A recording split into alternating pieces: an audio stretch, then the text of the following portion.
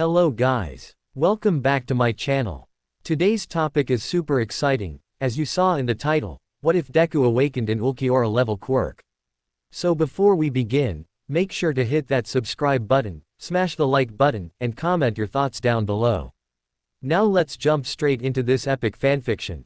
Izuku Midoriya dragged his feet across the pavement, as he walked his way home from Tatooine Station, having just been chewed out by the other pro-heroes for his stunt during the incident with the slime villain.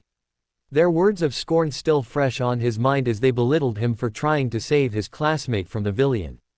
But honestly, he didn't really care what the other heroes though said about his actions.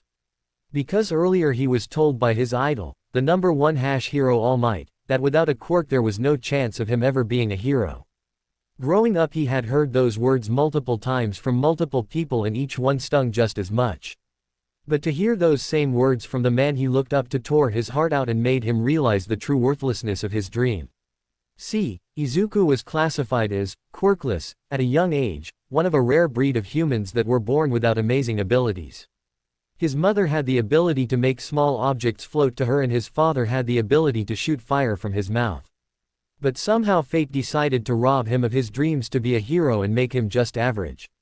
Which meant that the possibility of becoming a hero was slim to none. There was no way a quirkless person could ever be a hero like All Might.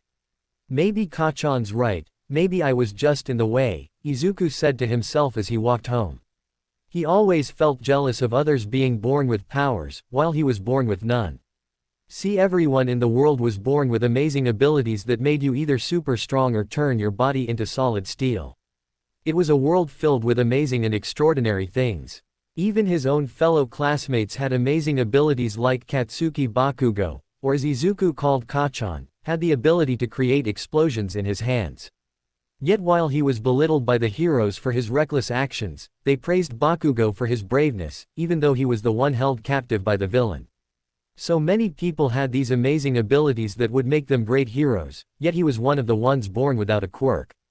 Why? Why was he the only one that was born without a quirk when someone like Kacchan would use it to hurt him? Today was just another reminder of how useless his dream was to be a hero.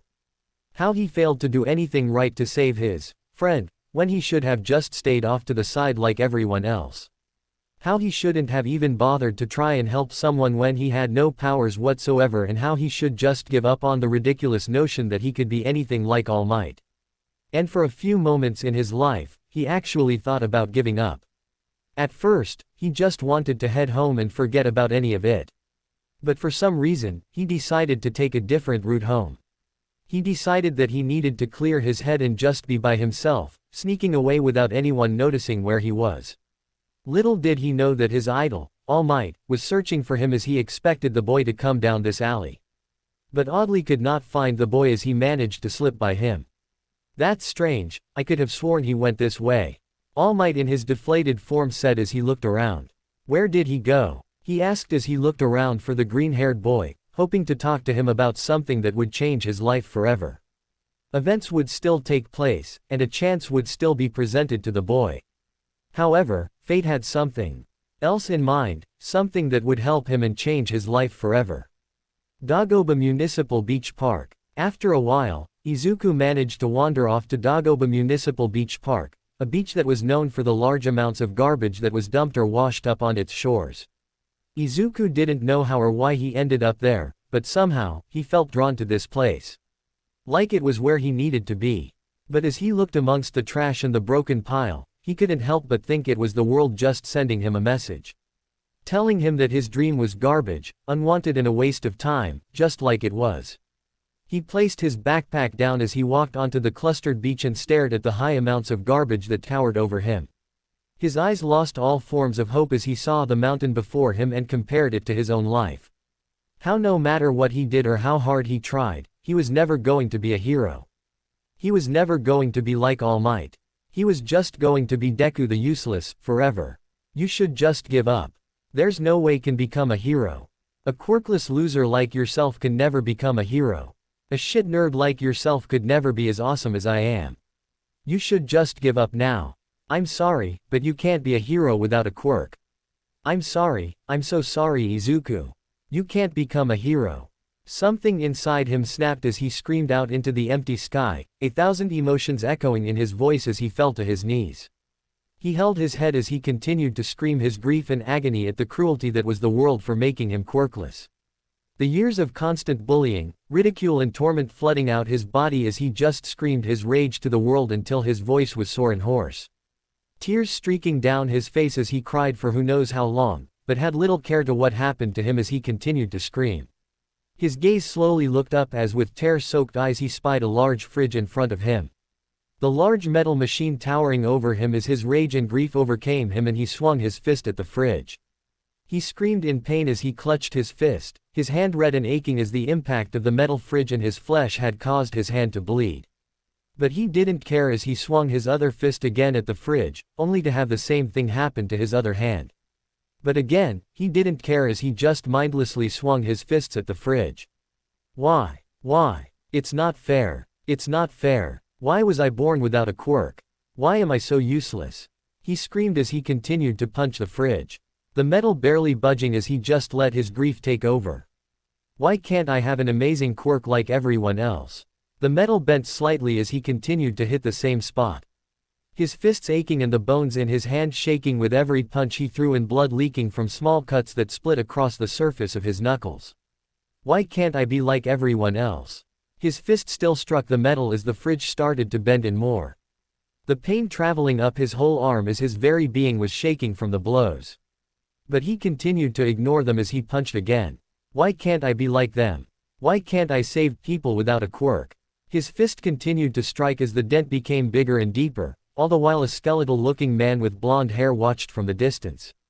He then pulled his fist back as he screamed, "Why can't I be a hero?" What happened next would forever change the boy's world. Just before Izuku threw his final hit, his whole arm began to glow red. The inside of his muscles bulged slightly as the pain he felt traveled across his body and piled into his fist. And when he swung his fist again, the entire fridge bent inwards and exploded out the back, leaving a large hole in the fridge. The metal creaking loudly and violently as the sound alone was enough to shake the boy out of his grief-filled haze and stared at the twisted metal. Silence overtook the beach as Izuku just stared at the metal and then down at his hand as the skin around his hand glowed with red light before slowly fading away. Before he could question what just happened, the pain instantly flooded back into him as he held his hand in pain. "Gah!" he yelled as he clutched his fist. The pain seeming to be intense before it slowly died down to a gentle numbness. When the pain stopped, he finally managed to calm himself down as he tried to make sense of what just happened to him. What the hell was that? How did I? He stopped as he stared back at the fridge and for a moment felt a glimmer of hope. Was that my quirk? The fridge then fall backwards as Izuku could only stare. It would appear so. Izuku jumped slightly and turned around in shock at the large muscular man before him. All Might! He screamed in shock, the numbness in his hand completely forgotten as he stared up at the hero. Why are you here?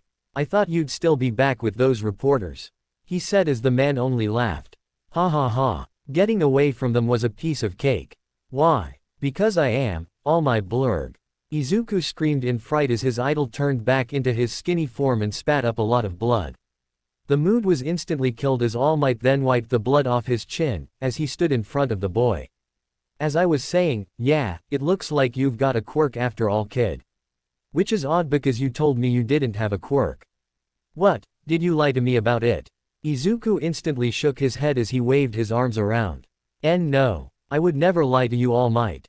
Honest. He said as he then looked down at his hand. I don't understand it either. The doctor told me I shouldn't even have a quirk because the only thing different I had was 2 extra joints in my pinky toe. All Might raised an eyebrow at this. 2 extra joints. And he said because of it, my body would never be able to have a quirk. He said that I could never be a hero like everyone else, that I should give up, but what does this mean? Why has my quirk suddenly manifested now? He asked as All Might placed a hand on his chin and he thought about it. I'm not sure. To this day no one fully understands how quirks are developed or how they came into being. It's possible that you're just a late bloomer. Or you developed your quirk due to certain circumstance. I can't really say for sure. He shook his head as he looked at the boy. But aside from that, there's a reason why I tracked you down. he said as Izuku looked confused at this. I wanted to thank you, and correct something about what I said earlier. Izuku blinked as he stared confused. If you hadn't been there and hadn't told me your life story, I would have just been a worthless bystander in the crowd and that kid would have died because of it, so thank you, he said as Izuku shook his head.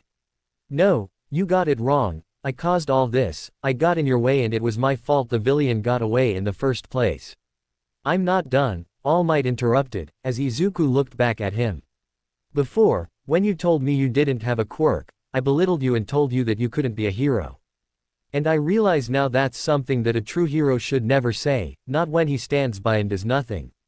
Yet today, out of all the heroes there, you were the only one who could move. You, a shy person without a quirk, rushed in to save a life when those with a quirk could only stand back and watch, myself included. And that really touched me to act. Izuku had wide eyes as he listened to the man. You know, there are stories about people who became great heroes because they all had one thing in common. They all said, my body just moved on its own, and I'm guessing that's what happened to you, right? Izuku could only stare, as the memory of his body moving on its own played back to him. Followed by the memory of his mother crying as she apologized for him by being born quirkless. His hands reached his chest as he gripped his heart and nodded. Why yes, he said through tears as the man looked down at him. I thought so. That's why I want to correct what I said before and tell you. His heart was hammering in his chest as he didn't believe what the man was saying to him. Not to him, not to someone like him, not after so many years of rejection and ridicule. But here he was saying them to him, of all people, and it was too much to comprehend. The next words he said were the words he always wanted to hear, the words he needed to hear. You can become a hero. Izuku cried as he fell to the beach, small bits of sand getting into his hair, as he cried tears of joy after hearing the words he needed to hear for so long. The words he wanted his own mother to say instead of sorry. The words he wanted for so long to encourage him, to keep going and prove everyone wrong. That he could become a hero. And now his idol, the man he looked up to, had just given him the hope he needed to become what he dreamed of being. A hero. And with the sudden manifestation of his own quirk, whatever it was or why it manifested, he could finally become a hero just like him. Nothing could make him happier. You are the one who's worthy to inherit my quirk. Silence then covered the beach as Izuku stopped crying and looked up at the man. Huh? He said. The man smiled at him. Wait, what do you mean inherit? That expression is a gas. It's just a suggestion, for now. So, listen up, because your true test is about to begin, All Might said as he ran his hands through his hair. It's simply a matter of whether you'll try your damn hardest to absorb my power. Blurg, he yelled with blood shooting out of his mouth. Your power? What are you talking about, All Might? He asked as the man wiped the blood from his mouth. I'm talking about my quirk, kid, pay attention. Now most of these days, journalists are always trying to guess my quirk and make the conclusion that it's something like super strength or invulnerability. And whenever I'm on a talk show and the host asks about my quirk, I just use a well-timed zinger and dodge the question. He smirked as he held up a finger. Because the truth is it wouldn't do well for the symbol of peace if it was found out he wasn't naturally born with this gift. He said as he spread his arms out. The power I have is not unlike the sacred torch of legend, being passed down from one bearer to the next. He said as Izuku was shocked. What? It's a quirk you can inherit. He said as All Might nodded. That's right, and now I've chosen you to bear its flames. Wait, hold on. Just wait. Hold on a second. What do you mean by inheriting? It's certainly been the debate that your quirk is one of the world's great mysteries. Some days have barely seen sunlight researching the matter on the net. But a quirk that's inherited? No, I'm afraid that I can't wrap my head around it. I've never heard of such a thing in the most fanatical conjecture, and why? Because recorded history has left no trace, not the slightest inkling it could be possible. Everyone has their own individuality, inborn traits which make up the fundamental factors by which they may establish themselves, and is precisely the reason they exhibit the special. All Might just stared at the boy, as he seemed to be mumbling to himself about nerd stuff while the words, mutter, seemed to be flowing out of his mouth and around them. You always start off with denial, huh kid? He said as the boy was lost in his rambling. Nonsense. he yelled as the boy managed to shake himself out of the trance. Look, kid, there is a lot I keep close to my chest, but I do not lie. The power I was given, was the power to transfer power. I was bestowed with it by my master before me and now I pass it on to you, this ability called, One for All. His voice was serious and his face was determined as Izuku looked at the man. One for all. That's right. One man cultivates the power then passes it on to another, the other then fosters that power, cultivates it and passes it on to another. It is the crystallization of power that spins together the voices of those who need help with a courageous heart. He said as he looked at Izuku. But why are you giving it to me? Is it because I just awakened my own quirk that you're giving me this? All Might shook his head as he pointed to the boy's chest. No, it's because for a while now I've been searching for a successor, someone who will inherit my power. And today I found him. You, Izuku Midoriya, who without a quirk and no powers at all, risked his life to save his fellow classmate shined so much brighter than anyone else there. Brighter than even the heroes themselves. Brighter than even me. Tears started to form in Izuku's eyes as he could not believe what he was hearing. Though to be frank, you having a quirk already might be helpful to inherit my power, whatever your quirk may be. But, like I said, it's your decision to make. Do you want to inherit my power, do you want to become a hero? And almost immediately Izuku nodded as a bright determined look shone in his eyes. Yes, I do. All Might stared at him before a grin come to his face. A straight response, that's what I like to hear. Though first things first, we need to find out what that quirk of yours is. He pointed to Izuku's arm that was now bleeding. The moment he mentioned it, Izuku suddenly felt the pain he had experienced before All Might appeared. Oh, right, I guess we should go see my doctor then, huh? He said before All Might shook his head. No way. If that quack of a doctor can misdiagnose a latent quirk for a two-joint pinky toe then I don't want him to treat you anymore. That's why we are going to head to the one person I know, who knows more about quirks than anyone else. Izuku raised an eyebrow. Who? Later, UA High, Infirmary. Izuku's eyes were wide as he looked around the infirmary of UA High, one of the best heroes academies that train and teach students in the proper use and application of their quirks. It was also the academy where Izuku's hero, All Might, had attended. So of course, Izuku wanted to get in and train in the same place his hero trained. But to be here right now, inside its halls, was almost too much for the poor nerd as he and All Might passed by the teachers. Oh, my gosh, I can't believe I'm in UA High. This place is even more amazing on the inside. I can't believe they let me in, especially since they don't usually let non-students in. Not even the journalists have been able to get thanks to the UA barrier that stops anyone from getting in without a special ID for students, teachers or even visitors. It's always been my dream to be here, but now that I'm actually here it's all too much, I don't think I can handle it. Stop geeking out, All Might said as Izuku flinched. Don't get ahead of yourself young Midoriya, you still have a long way to go before you can get into UA. But for now, we're just here to see a specialist about you Quirk, and relax, she already knows my secret. Right recovery girl. He looked over to a short old woman sitting on a stool. Before the two was a short elderly woman with gray hair styled into a bun that had a syringe looped through it. She also wore a doctor's lab coat and a dress with yellow and red vest-like designs on either side, 2 yellow buttons, and a pink belt. She wears pink boots and has a helmet on her head. In addition, she walks with a cane designed like a syringe that she can also use for healing. Yes, I was rather surprised to get your call All Might.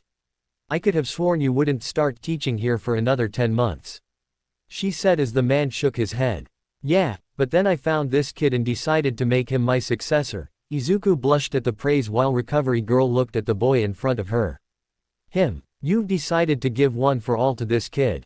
She asked as she looked at the boy's skinny body. Yeah, well, he impressed me today and I think he's just the one to inherit my quirk. However, he claims to have been born quirkless, yet just a few hours ago his quirk suddenly manifested.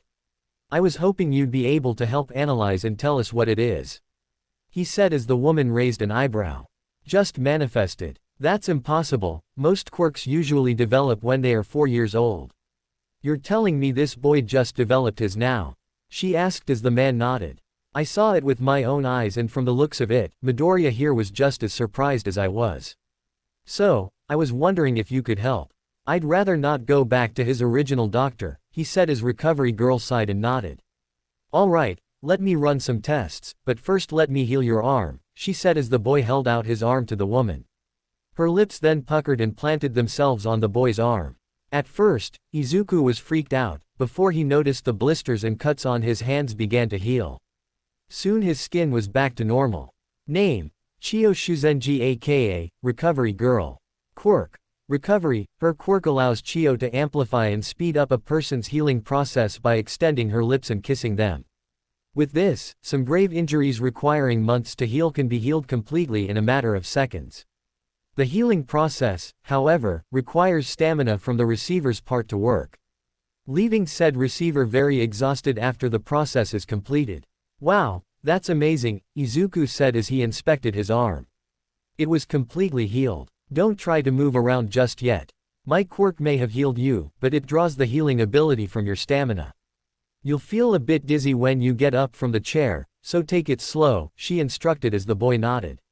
Now then, let's have a look at this quirk of yours, see what All Might is talking about. I'll also need to contact the doctor who diagnosed you in the first place to get your files, she asked as he nodded and gave her the contact name while she took a sample of his blood and left the room. Half an hour later, Recovery returned with a clipboard in her hands. I've got the results back and yes, it does appear you have a quirk. I also contacted the doctor who treated you and he confirmed you were diagnosed quirkless when you were 4. But the man seemed to have done a lazy job and neglected to run a more thorough analysis on your body when you were young. She sat back on the seat and sat in front of the boy that was fully engaged in her words. As it turned out, you did get a quirk when you were 4. It was just lying dormant inside your body until it was time for it to develop at a safer stage. Probably when you got older. But something must have triggered it prematurely, most likely something emotionally or physically stressful, and awakened your quirk earlier than it was meant to. From the initial testing, and from what you and All Might have told me about punching a fridge, which was reckless if you ask me. Izuku chuckled nervously at that. I've been able to deduce that your quirk is an endurance type, where your body absorbs physical damage and releases it throughout your body, she said as Izuku stared in awe.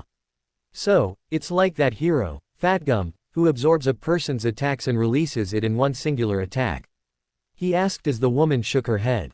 Sort of, more like your body charges itself with physical attacks, or even self-damage and circulates the energy around and amplifies it in your body. Then it's released in a certain section of your body, amplifying your strength momentarily. I also noticed that the state your muscle is now compared to after I healed your arm are stronger now. Not by much. But it appears that every time your body endures pain, it temporarily amplifies your strength and then strengthens your own body afterwards to endure more next time. In a sense, it allows you to endure more pain, she said as Izuku's eyes widened at this. But don't think for a second this makes you invincible, she said as Izuku flinched. While this endurance power of yours strengthens your body, the side effect of it is the physical damage you take because your body doesn't have an enhanced healing ability. Your body is just ignoring the pain till after the temporary boost of strength wears off. Then afterwards you feel the pain from the experience, and after you heal naturally or is boosted by my quirk, it adjusts itself to handle a high level of pain. I'd caution you not to do anything reckless. We don't know how much punishment you can take before your body gives out on you. Because we still have no idea the full limits of your quirk, because there has never been such a case of a person developing a quirk so late in their lives. She lectured as Izuku looked down at his hand as he flexed the muscles in his arm. But this power is mine, right? I have my own quirk. Recovery Girl and All Might blinked at the boy and then nodded. Yes, for all intents and purposes that is indeed your quirk, young man, she said as he closed his fist and smiled with small tears building in his eyes. Thank you for telling me this. You don't know how happy this makes me. With this, I can help people, I can endure anything thrown at me and become the hero I dreamed of being. I won't be useless anymore, thank you. Both adults wondered what had happened to the boy to make him like this. To be thanking them like they were gods who bestowed upon him a great gift. What had this kid been through as a child? In any case, All Might said as he placed a hand on the boy's shoulder. This quirk you have now might be able to help handle the power of One for All. I want you to meet me back at the beach 2 days from now. I need to do some research before we can start your training. But for now, just go home and get some rest. You have had a big day and no doubt more to come," he said as Izuku nodded as he got up, was handed the result by Recovery Girl and left the infirmary, being escorted by the UA security. This left All Might and Recovery Girl alone in the infirmary. Recovery Girl leaned forward as she placed her hands on her cane. "Are you sure you want to give One for All to him? That quirk of yours is a dangerous one if not mastered correctly. It could destroy him," she said as he nodded. "I'm sure, I believe he is worthy of carrying on the will of One for All. I could see it in his eyes, he could be a great hero one day, maybe even greater than I. And what about his own quirk? He barely knows how to use it. Your predecessor had a quirk, but she had it long before she received One for All, while this one has only just discovered his. We have no idea what will happen if you give him One for All now, while he still learns the basics of his own. For all we know, One for All and his quirk could crush him." All Might narrowed his eyes as he looked at the door. "Are you really willing to take that risk?" she said as he then nodded. "I believe so, you saw it in his eyes, didn't you? That spark." Chio raised an eyebrow as the man smiled. "He's got the drive to not give up and give it his all. That's what I like," he said as she sighed and turned around getting back to paperwork, all the while thinking of a familiar boy long ago and prayed he didn't suffer the same fate. Izuku, Midoriya residence. The street's lights washed over Izuku as he walked his way home. It had gone dark as no doubt his mother would be worried sick about him. She was the only one he had left ever since his dad up and left to work abroad when he was 4 and hadn't seen him since. He wasn't sure if that was the truth or not, but right now that didn't matter. He was just so happy. He had a quirk of his own that will help him achieve his dream. And for once in his life, he was happy. He opened the door as he removed his shoes. "I'm home," he called out as the sound of feet quickly ran towards him. Izuku. Izuku. Where have you been? I've been worried sick. I saw what happened on the news with that slime monster. Are you hurt? Did you get injured? Why were you out so late?" His worried mother, Inko Midoriya, said as she coddled over her only child. But then she noticed that the boy had a genuine smile on his face as he smiled at her. "Izuku. Are you okay? Why are you smiling?" she asked before the boy handed her a sheet of paper. She took the piece of paper and read it before her eyes widened and she looked at him. Izuku just continued to smile as tears began to build around his eyes. I have a quirk, Mum. I can be a hero," he said before tears started to gather in her own eyes and she hugged the boy tight. 1,000 emotions swirling in her chest as she hugged the boy tight. But the one that shone brighter than the most was joy, as she was happy her son could now fulfill his dream. For years, she felt sorry and ashamed that she couldn't give her quirk to her son who wanted to be a hero more than anyone. And now, by some strange miracle, her son could achieve his dream. She only wished that she supported him earlier. That night Izuku had the best sleep of his life. Dreaming of the day he could be a hero, and now thanks to the quirk he had an All Might believing in him that he could be a hero. He felt like his dream could become a reality. But 2 days from now, he would learn that the road to a hero is long, painful and treacherous. But he would endure all of that, and come out stronger than ever. For this was the story of how Izuku Midoriya became the greatest hero in the world. The early morning sun rose over Dagoba Beach as Izuku Midoriya was trying to pull a large fridge with some rope tied around it. It had been 2 days since Izuku had discovered his latent quirk, endurance, and had since then been trying to figure it out. So far, he made little progress as he still needed to know what his quirk could do, and the only thing he learned from Recovery Girl was that he seemed to absorb physical attacks and self-damage, which he would then convert into energy that would circulate around his body, strengthen it, enhance his power and then unleash it in a powerful blow that could bend metal. However, he would then suffer the after effects of the pain that had initially started the process. Afterwards, his body would take that pain and strengthen his muscles and bones and become stronger than they had been before. It was like how the human body's muscles would tear themselves, regenerate and strengthen after doing strenuous workouts. This quirk seemed to accelerate the process in a matter of hours rather than days, most likely to make up for the fact that the boy was far weaker than most other kids his age. However, he was advised to be cautious as there was no telling what else his quirk could do, or how much punishment his body could take before it adjusted. For all they knew, the quirk could still be in the early stages of its development and they could be only scratching the surface of what it was truly capable of. This was the first case of a person developing a quirk at a late age after all. There was no telling what could happen. Right now, however, his quirk would have to wait as he was busy trying to move the large fridge off the beach. He grunted and struggled to pull the rope as he tried to move the fridge off the beach. Which didn't help that All Might was sitting on top of the darn thing. Hey, this fridge actually makes a comfy seat," All Might said in his hero form, while he sat on top of the fridge. "I'm sure glad you haven't been able to move this thing off the beach, I'm getting awfully comfortable up here." Izuku then fell face first into the sand. "Come on All Might, don't you weigh like 274 kilos or something? So, it's not exactly easy to move it with you on top." The man smirked as he looked off to the side. "Nope. Plus I've lost weight recently so I'm only 255, in this form at least," he said as Izuku nodded then looked around. "Anyway, why did we come here again? And why am I hauling garbage?" he asked as he looked around at the large amounts of garbage while the man smiled and held up his phone. "Huh, aren't you precarious? It's because you're not a proper vessel yet," he said as he started taking pictures on his phone. Izuku snapped around as tears gathered in his eyes. "What? But that was the opposite of what you said yesterday." "Awaa!" he screamed into the sand as he screamed he held his body low and a cloud of depression was over his form.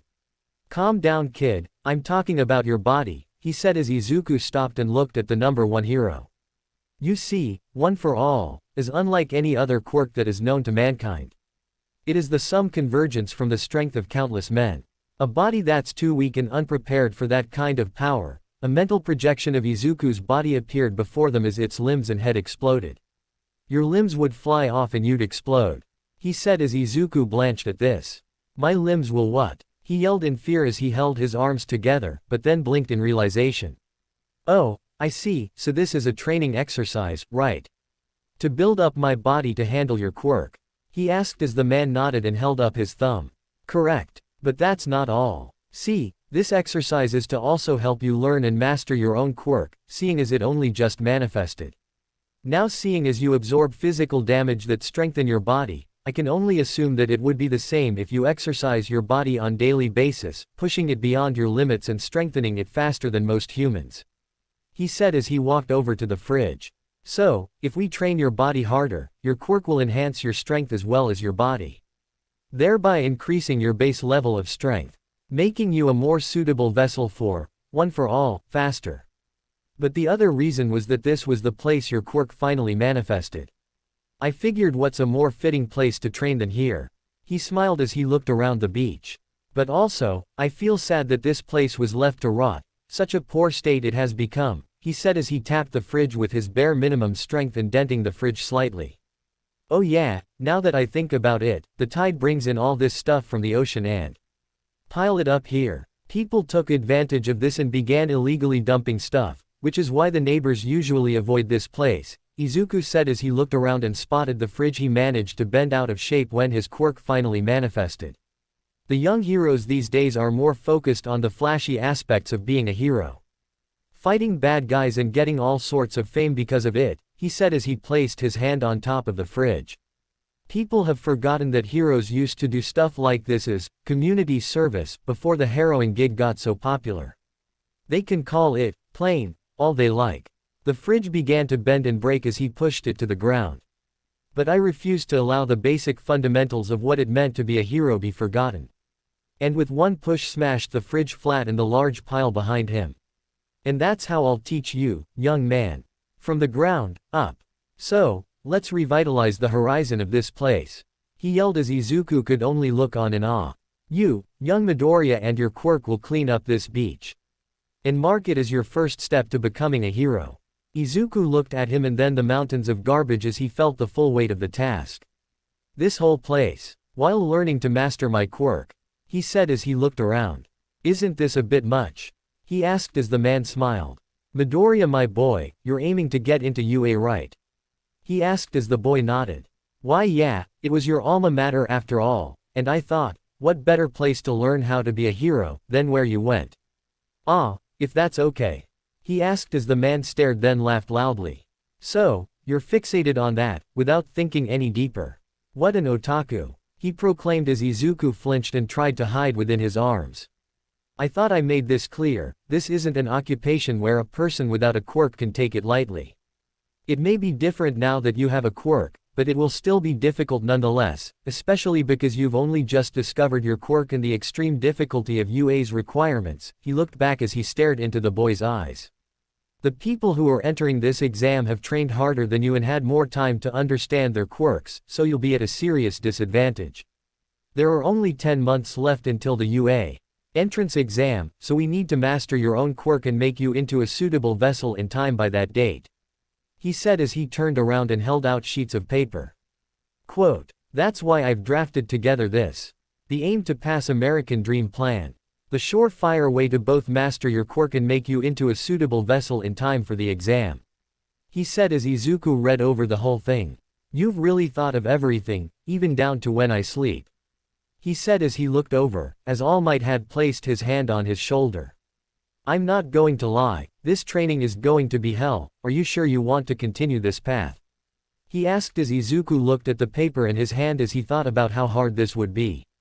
Yeah, I already know that no matter what I do, I'll always have to work 10 times harder than anyone else if I want to get anywhere. And now with my own quirk, I'll be able to endure 10 times more and reach my dream of becoming a hero, he said as All Might stared at the boy and then smiled. Then let's get started. And so, began the 10-month training from hell. For days on end, Izuku would go to the beach after school and on the weekends, pick up trash and take it to the entrance of the beach. Then he would take a 10 kilometers run around the park and a series of exercises until he could no longer move his own body. His body slowly starting to strengthen and adjust, thanks to his endurance that subconsciously adjusted his body after resting. He would still be sore the next morning, but not as much as to would have been if he didn't have endurance. On top of which he began to change his diet, as per the request of All Might. Inko was initially worried about her son as he would always come home tired and exhausted. But he would just smile and said that it was the only way for him to master his quirk. So, hoping to help him, she adjusted his diet like he asked and continued to motivate him and encourage him. That alone was enough to keep him going. At school, he decided to not reveal the revelation that he had a quirk as he knew they wouldn't believe him and just make fun of him.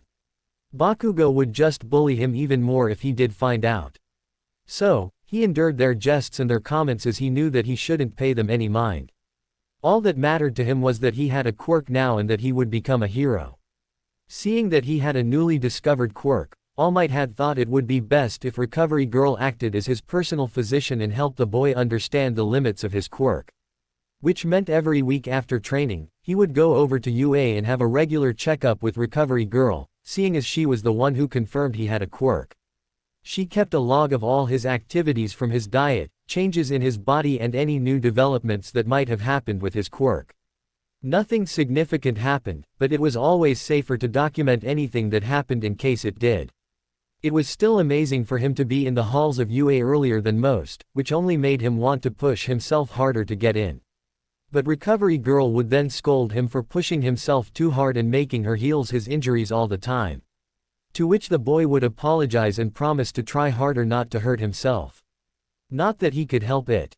But as time went on, Izuku realized that there was more he could do if he wanted to get stronger. So, when All Might left the beach, he would stay behind and practice using his quirk. Learning to control the power that had laid dormant inside him for so long. He needed to understand the limits of his quirk and what it could do. He first attempted to recreate the same effect he did last time and punched another fridge. He nearly broke his fist again when he struck the metal. But he was undeterred as he continued to hit the metal box. At first, he thought it was just a fluke until he felt the familiar energy course through his body again and pile into his fist. And like last time, he bent the whole fridge inwards and blew the back out. It confirmed that his quirk took in the damage he received, circulated and amplified it in his body, then released it through a single point. In most cases, it was through his fist that the energy was released. With this revelation, he continued to train harder than before, work harder than anyone had ever worked before and pushed himself to his limits. His body slowly becoming stronger as he could now lift heavier objects, punch harder and take more punishment than most kids his age. His endurance pushing him to work harder than ever before. There were days where he could feel his body cry out in pain, that he would even puke from the strain. But he endured it, he pushed himself back up and continued again. Because all his life he was ridiculed and treated like a second-class citizen by everyone because of his time being quirkless. Pushed down into the dirt where they felt he belonged. His dreams of being a hero mocked because he hadn't manifested a quirk when everyone else did. His ambitions laughed at, his drive ridiculed and his desires crushed and his life made a living hell by the one he once called a friend. Honestly, he probably would have been okay with it, but now things were different. He had an expectation to live up to. He had someone who believed in him to achieve his dream. Someone who said, yes you can be a hero, and spent his time helping him to accomplish it. He didn't want to disappoint him, he couldn't disappoint him. And he never will. 7 months later. All Might and Izuku were running through the park. While Izuku was running in a blue tracksuit, All Might was riding a Segway as the boy carried a microwave on his shoulder. All Might telling him some encouraging words as the boy was breathing and panting heavily. Suddenly he tripped and fell to the park floor. He stopped as he looked over at the boy. Hey, what's the matter? There are only 3 months left until the exam. You've made some serious progress, thanks to your quirk, but there's no way you'll make it at this rate. You want to quit? Take a day off and get some beauty. The man said even as blood spewed from his mouth. It was then he noticed the bandages wrapped around his hands and stretching down to his forearms. He walked over as he pulled the sleeve back and noticed they stretched even further down his arm but stopped just before his chest. While on his forearms and legs were weighted training gear. These are training weights, how long has had these on? And these wounds, had he been running with these kinds of things on his body the whole day? He must have been doing extra training behind my back, trying to master his own quirk quicker. He narrowed his eyes as the boy gripped the dirt. His body shaking as it looked like he was on his last legs. You haven't been following the plan, have you? He asked as the boy said nothing while he lay there on the ground. Kid, it was designed to make you take stock, adjust your athletic abilities and understand your quirk in time for the exam. But if you keep overdoing it like this it's going to have negative results. Do you want to be able to pass or not? He said as he scolded the boy for his reckless behavior. Izuku only gripped the leaves on the ground as he started to stand back up. A faint glow of red radiating off his skin as he stood up, his whole body shaking like the leaves that fell from the trees. I want to follow it, I do. But it's not enough. Not enough to just pass the exam. I want to excel at it. I want to be the best. And with my quirk, I can handle it. Because if I don't work 10 times harder than everyone else, I'll just stumble and fall. He said as he slowly got on his knees and slowly to his feet. The red glow radiating briefly as it swarmed around his body. He then looked up and glared into his eyes. I want to be a hero like you. I want to be as strong as the strongest hero. I want to be like you All Might. So throw everything you have at me. I can take it. I'll endure. He yelled and stared at the stunned man. All Might could only stare in awe as he looked at the boy before him. His legs still shaking and his body quivering like a leaf in the wind, at any moment he expected the boy to fall face first into the dirt. But right now, he could feel a great sense of pride in the boy as he realized what the boy was doing. I get it now, he wasn't looking at the first goal in front of him. He was looking at the ultimate goal far down the line. That's how far he's willing to go. He thought as Izuku breathed in heavy breaths. This kid is willing to put his body through hell. Push the very limits of a quirk he's only just discovered and try to excel at one of the most difficult entrance exams in the hero world, even if he just passes. The boy finally fell forward as All Might sped over and caught him by the scruff of his tracksuit in his hero form. You're a cheeky little one, aren't you? He said as he held the boy up. But you know what? He said with a huge smile was on his face. I can't say I don't like it. He laughed boisterously as he placed the boy on his shoulder. That being said, it's no good being too impatient with your training. But I understand where you are coming from. So, have no fear. This old man will make some adjustments to the plan. But All Might, you're not old. Izuku said weakly as the man grinned. Faltering, but right now let's get you to recovery girl. We need to get those injuries healed up if we want to update your training regimen. But she'll just be mad at me again. Well, that's what you get for pushing yourself too hard, he said as the leaves slowly fell from the trees and onto the pair. A true bond of master and student formed that would last for a lifetime, or however long All Might had left. 2 months later, 1 month before the exam, All Might pulled up to the beach in his car as he prepared to meet Midoriya for another day of training. It had been 2 months since Izuku had shown his intention to excel in the UA exam that All Might, touched by his devotion and drive, reorganized the plan to push him to the uttermost regions of his limit. And so far, he had made some promising progress since then. With All Might there to supervise his quirk training, he was able to give the boy some better pointers on how he could potentially use his quirk. They kept the training weights on as it was a good idea but increased the weights whenever his body would endure and adjust to the weight, which usually lasted a few weeks. He could now lift a moderately sized fridge over his head with a bit of ease but still struggled with the weight. But it was an improvement nonetheless. They had already discovered that after taking at least 7 strong hits, his quirk would begin to charge energy into his body, then amplified it and unleashed it through a single point. What they wanted to know was what happened if he didn't unleash the energy after gathering it.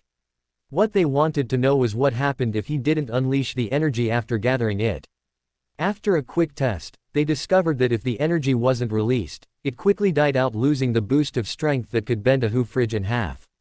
But his body still seemed to be gaining the endurance experience from the pain, so that was something to them at least.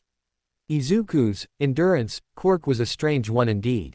But in time he would eventually become stronger, and with One for All, his strength will know no limit.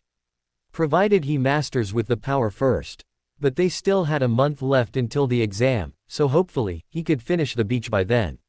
Suddenly he heard a loud scream as he quickly ran to the beach and became confused as on top of a large pile of garbage, stood a shirtless Izuku Midoriya as he screamed up to the heavens. His voice ringing out amongst the early morning sunrise as All Might was confused by this behavior and walked to the entrance of the beach to see what had caused him to act this way. And when he did, his eyes widened in shock and awe. Hey, he mumbled as he looked at the beach before him. 9 months ago, this beach was littered from one end of the beach to the other in mountains of garbage. Stacked with so many different kinds of junk like cars, fridges, microwaves, barbed wire, sinks, and basically anything that could be thrown away was stacked upon the sands. But that was not what All Might saw. Instead, what he saw was a pristine beach with a calm blue ocean that slowly swept across the sands. The sun just rising from the horizon as it made the whole location just beautiful to look at. It was certainly 100 times better than what it used to be. Unbelievable. He even did outside the areas where I told him to. Seriously. There's not even a speck of dust left. Seriously. The tide gently swept in as the man could only look on in shock. He must have spent all his time hauling away trash after dark.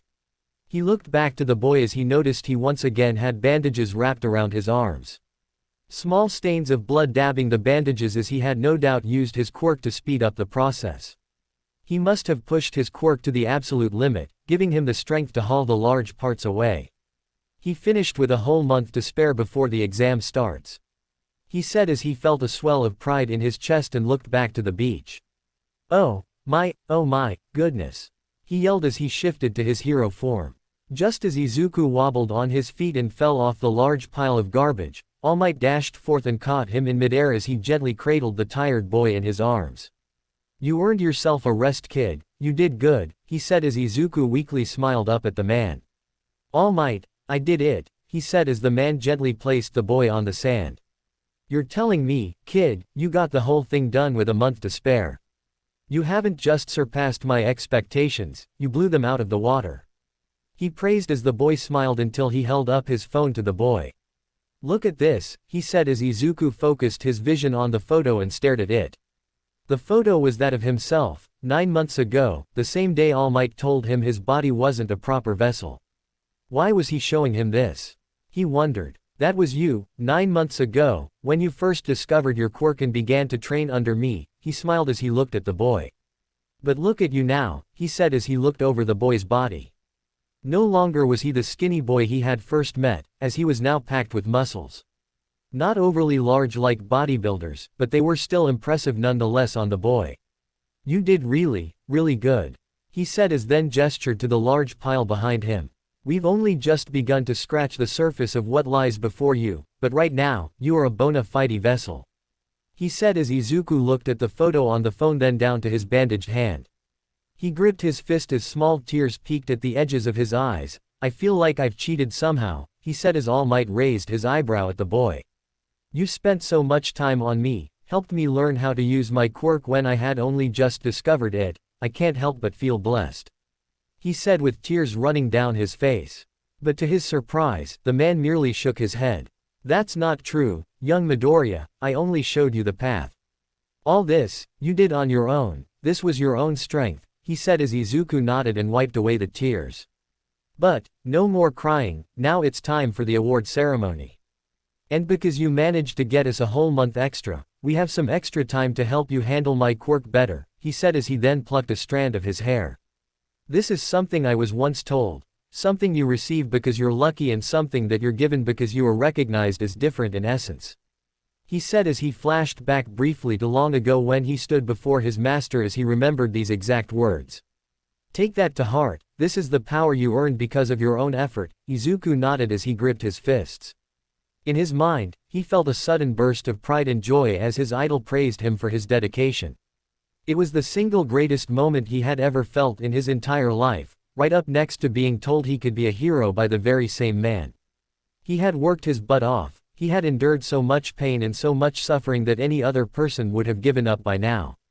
But endured it, he made it to the first step and was ready for anything that life would throw at him. Eat this. Okay, he wasn't ready for that. Huh, he said as the man seemed to be chuckling. It doesn't really matter how it's done, just as long as you take in something of my DNA, he said as Izuku could only stare in shock. Why yeah, but I didn't think it would go like this. It's different from what I imagined. Also, I don't think that is something you should say to a teenager in public, he said as the man only shook his head. It doesn't matter, just eat the damn hair. Come on, come on, come on, he said as Izuku swallowed his hesitation and swallowed the strand of hair. The disgust he felt was bad, but then again, when does eating a strand of hair nice? You ever find a strand of hair in your food and you can't help but feel the urge to vomit? Well, this is what Izuku felt as he tried his best to swallow the strand, on purpose. But he managed to hold in his gag reflex as he soon swallowed the hair and breathed out rapidly. Okay, I swallowed it. It was hard but I did it. Are you sure this is going to give me your power? He asked as the man nodded. Well, you won't get it right away if that is what you're asking. What do you think a stomach does? It will take about 2 or 3 hours until your stomach digests the hair. By then you should start to feel my power course through your body, he said as he then brought out his phone and pressed the send button. I've also just sent a text to Recovery Girl, she'll need to be here for the next part of your training, he said as Izuku looked confused. Why? Why does Recovery Girl need to be here? He asked as the man turned to him. Well, because we're going to test out what One for All will do to your body. Originally my plan was to make you into a proper vessel in time for the exam. It would have been one made in haste, so your body would not have been used to the power you now contain. There would be serious repercussions if you were to use it during the entrance exam. For starters, instead of your limbs flying off, the bones in your body would most likely break after one punch, or your legs could shatter if you tried to run at my speeds, he said as Izuku flinched. My limbs would break. You knew that would happen. And you were going to send me into the exam like that? He yelled in shock as the man chuckled nervously. Yeah, but I had confidence you'd find a way to pull through. But now that you've managed to squeeze an extra month in, we can now focus on controlling the power of One for All, he said as he placed a hand on his chin. At most I think we might be able to get you to handle 1% of its full power with assistance from your endurance quirk, he said as Izuku could only still stare in shock, realizing that his idol was originally planning to throw him to the wolves with no idea how he would pass. All Might, that was reckless. The man merely laughed and deflated into his normal form and coughed up blood. Yeah, I suppose it was. But, you blew my expectations out of the water with this one kid. I have no doubt you're going to pass, he said as he placed a comforting hand on the boy's shoulder. You've made it this far, and with the extra time you managed to give us, you may just excel at the exam yet, he said as Izuku stared at the man before nodding with a big smile on his face. Now until Recovery Girl gets here, he said as he searched Izuku's backpack and threw him a new set of weights. We might as well kill the time with some extra training. I want you to run 50 laps around the beach until she gets here, he said as Izuku smiled, straightened up and nodded. Why yes sir. Don't call me sir. 3 hours later, Recovery Girl pulled up in her car as she instantly noticed the large pile of garbage that was piled up in the parking lot. She raised one of her eyebrows as she hopped out of her car and walked her way to the edge of the beach, and just like All Might, she too stared in awe at the lush waves and clean sands that now covered the beach, instead of the garbage that had once occupied. Dear me, I never thought I'd see this beach so clean, she said as she slowly walked down the steps. Come on, kid, I can run faster than that at 1%. She heard as she saw Toshinori aka All Might yelled at a shirtless boy as he ran up and down the beach with weighted gear on his arms, legs and chest. Sweat pouring down his body as he ran upon the sand. Hi, he said as he continued to run while the skeleton-looking man sighed and placed his hands on his hips.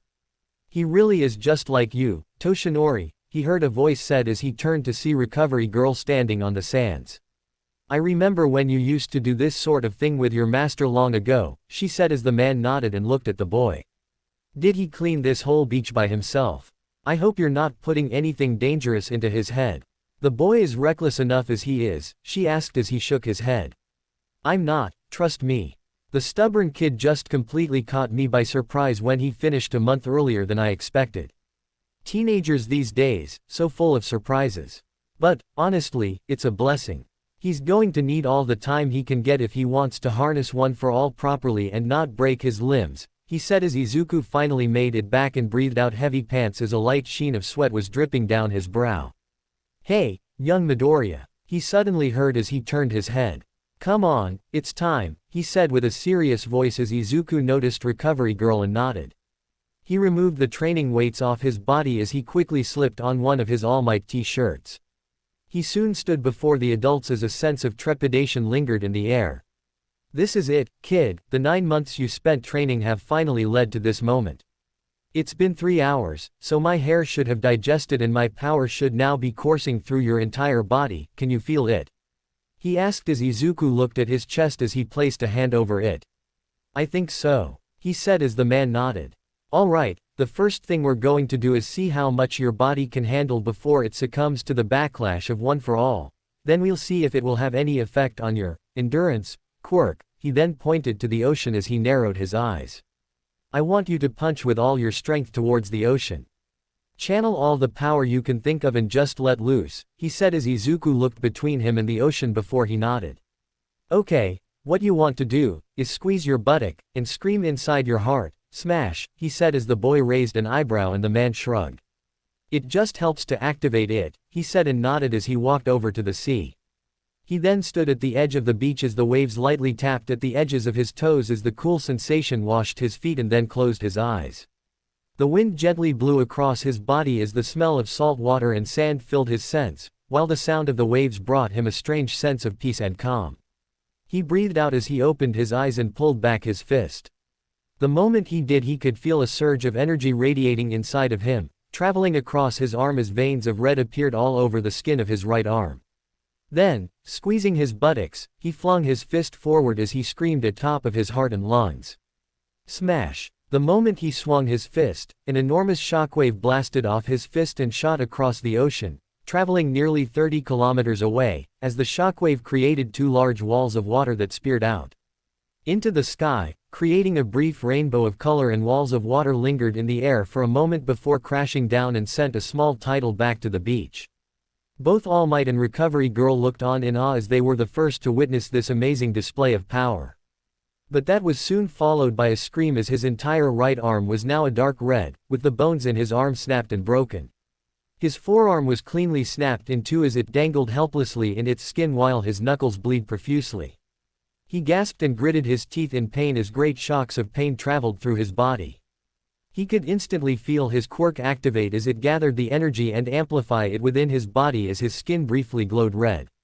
The red energy then gathered at his left fist as the entire fist glowed red. Seeing no other choice, he reared back his left fist and repeated the same thing, this time sending an even larger shockwave that blasted the water even higher than before. All Might and Recovery Girl looked on in shock at the second shockwave of power that the boy had unleashed. They knew that the boy would have converted the backlash of One for All into energy and would have to release it to see what would happen. But they never had expected it to be anything like this. It was almost unenviable. What kind of power did the boy now have?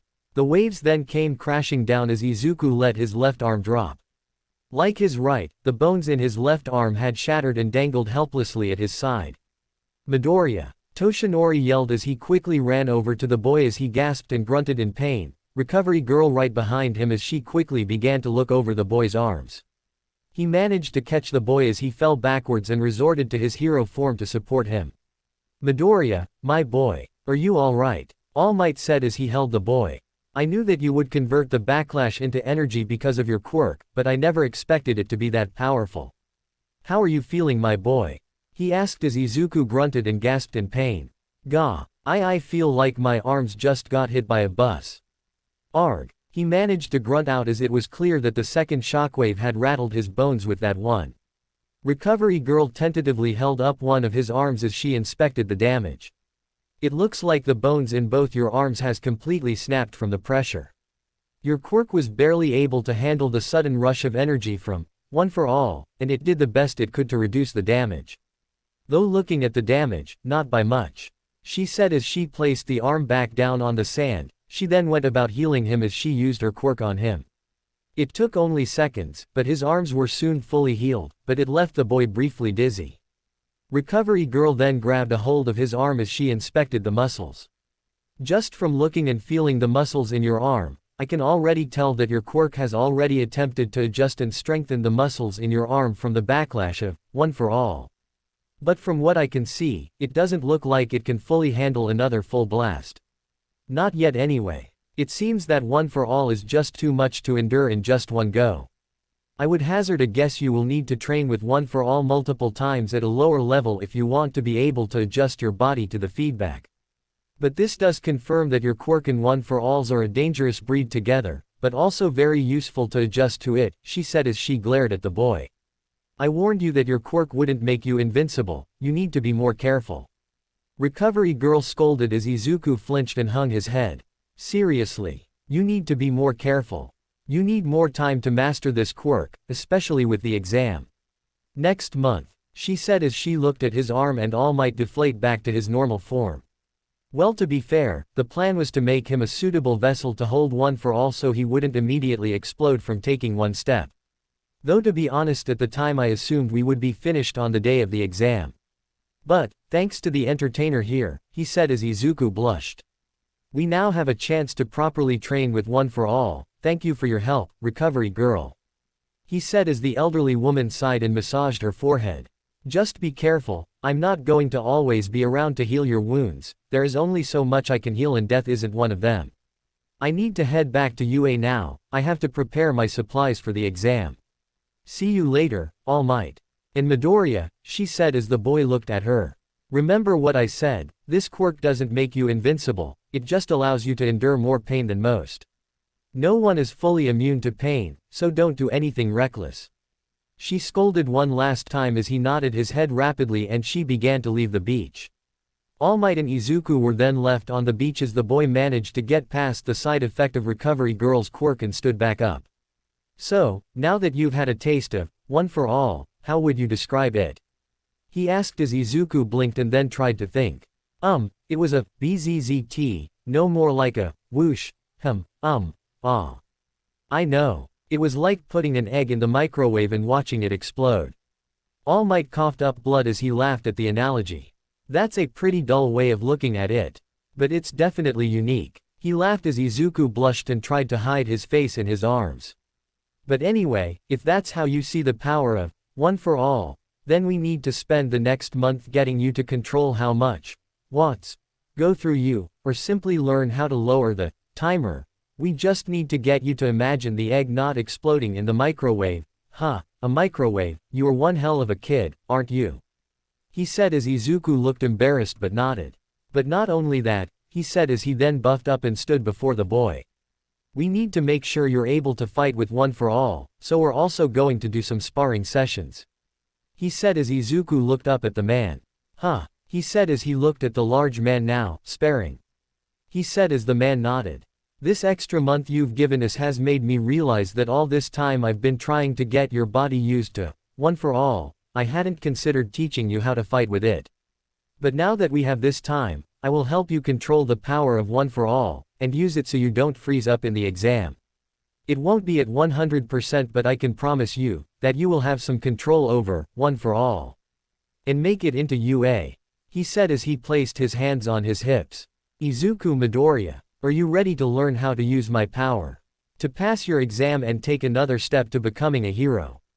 He said as Izuku already had his answer. Yes, he shouted with no hesitation in his voice as the man grinned. A straight answer again. I like you kid, he said as the two began the training to harness the power of One for All. It would take a month, but by the time the UA entrance exam would start, Izuku would have the power to handle it with little problem. But that doesn't mean it was over for the young hero, far from it. The road to a hero was still paved with hardships and trails that will test not only the boy's strength of power but also the strength of his character. UA was after all the most prestige hero school to enter. And the tests they have are designed to draw out a person's true character. This was, after all, only the second chapter on our hero's journey to becoming the greatest hero ever. Omake, All Might's training. Izuku fell on the ground as he breathed out heavy breaths. His body exhausted and tired after working out all day with All Might as he could already feel the effects of endurance, accelerating his body's adjustment to the strain. It had been 2 weeks since he managed to clean up the beach in time and was now spending the rest of the month with All Might learning how to harness and control One for All properly. And after feeling the backlash from such a power, Izuku realized that he would need all the time he could get to master One for All. But that then raised a question as he sat back up and looked at his teacher as he stood looking off at the sunset. All Might? He asked as the man looked to him. Yes, Midoriya, he asked as the boy looked at him. How did you learn to use One for All? Was this any different from how your teacher trained you? He asked as the man suddenly flinched and looked away from him. How was I trained? He said as the man continued to look at the sunset. Well, my master couldn't finish my training with all the hero work going on at the time, so I was taught by a friend who knows about One for All. His knees suddenly began to buckle as the man began to shake.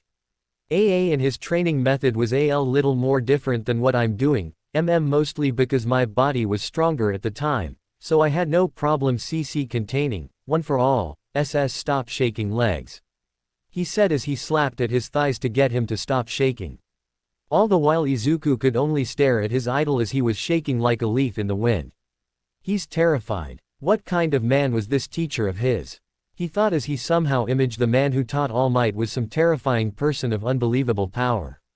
Meanwhile far away a little old man with a yellow cape, beige spandex and black mask over his eyes sneezed as he wiped a finger across his nose.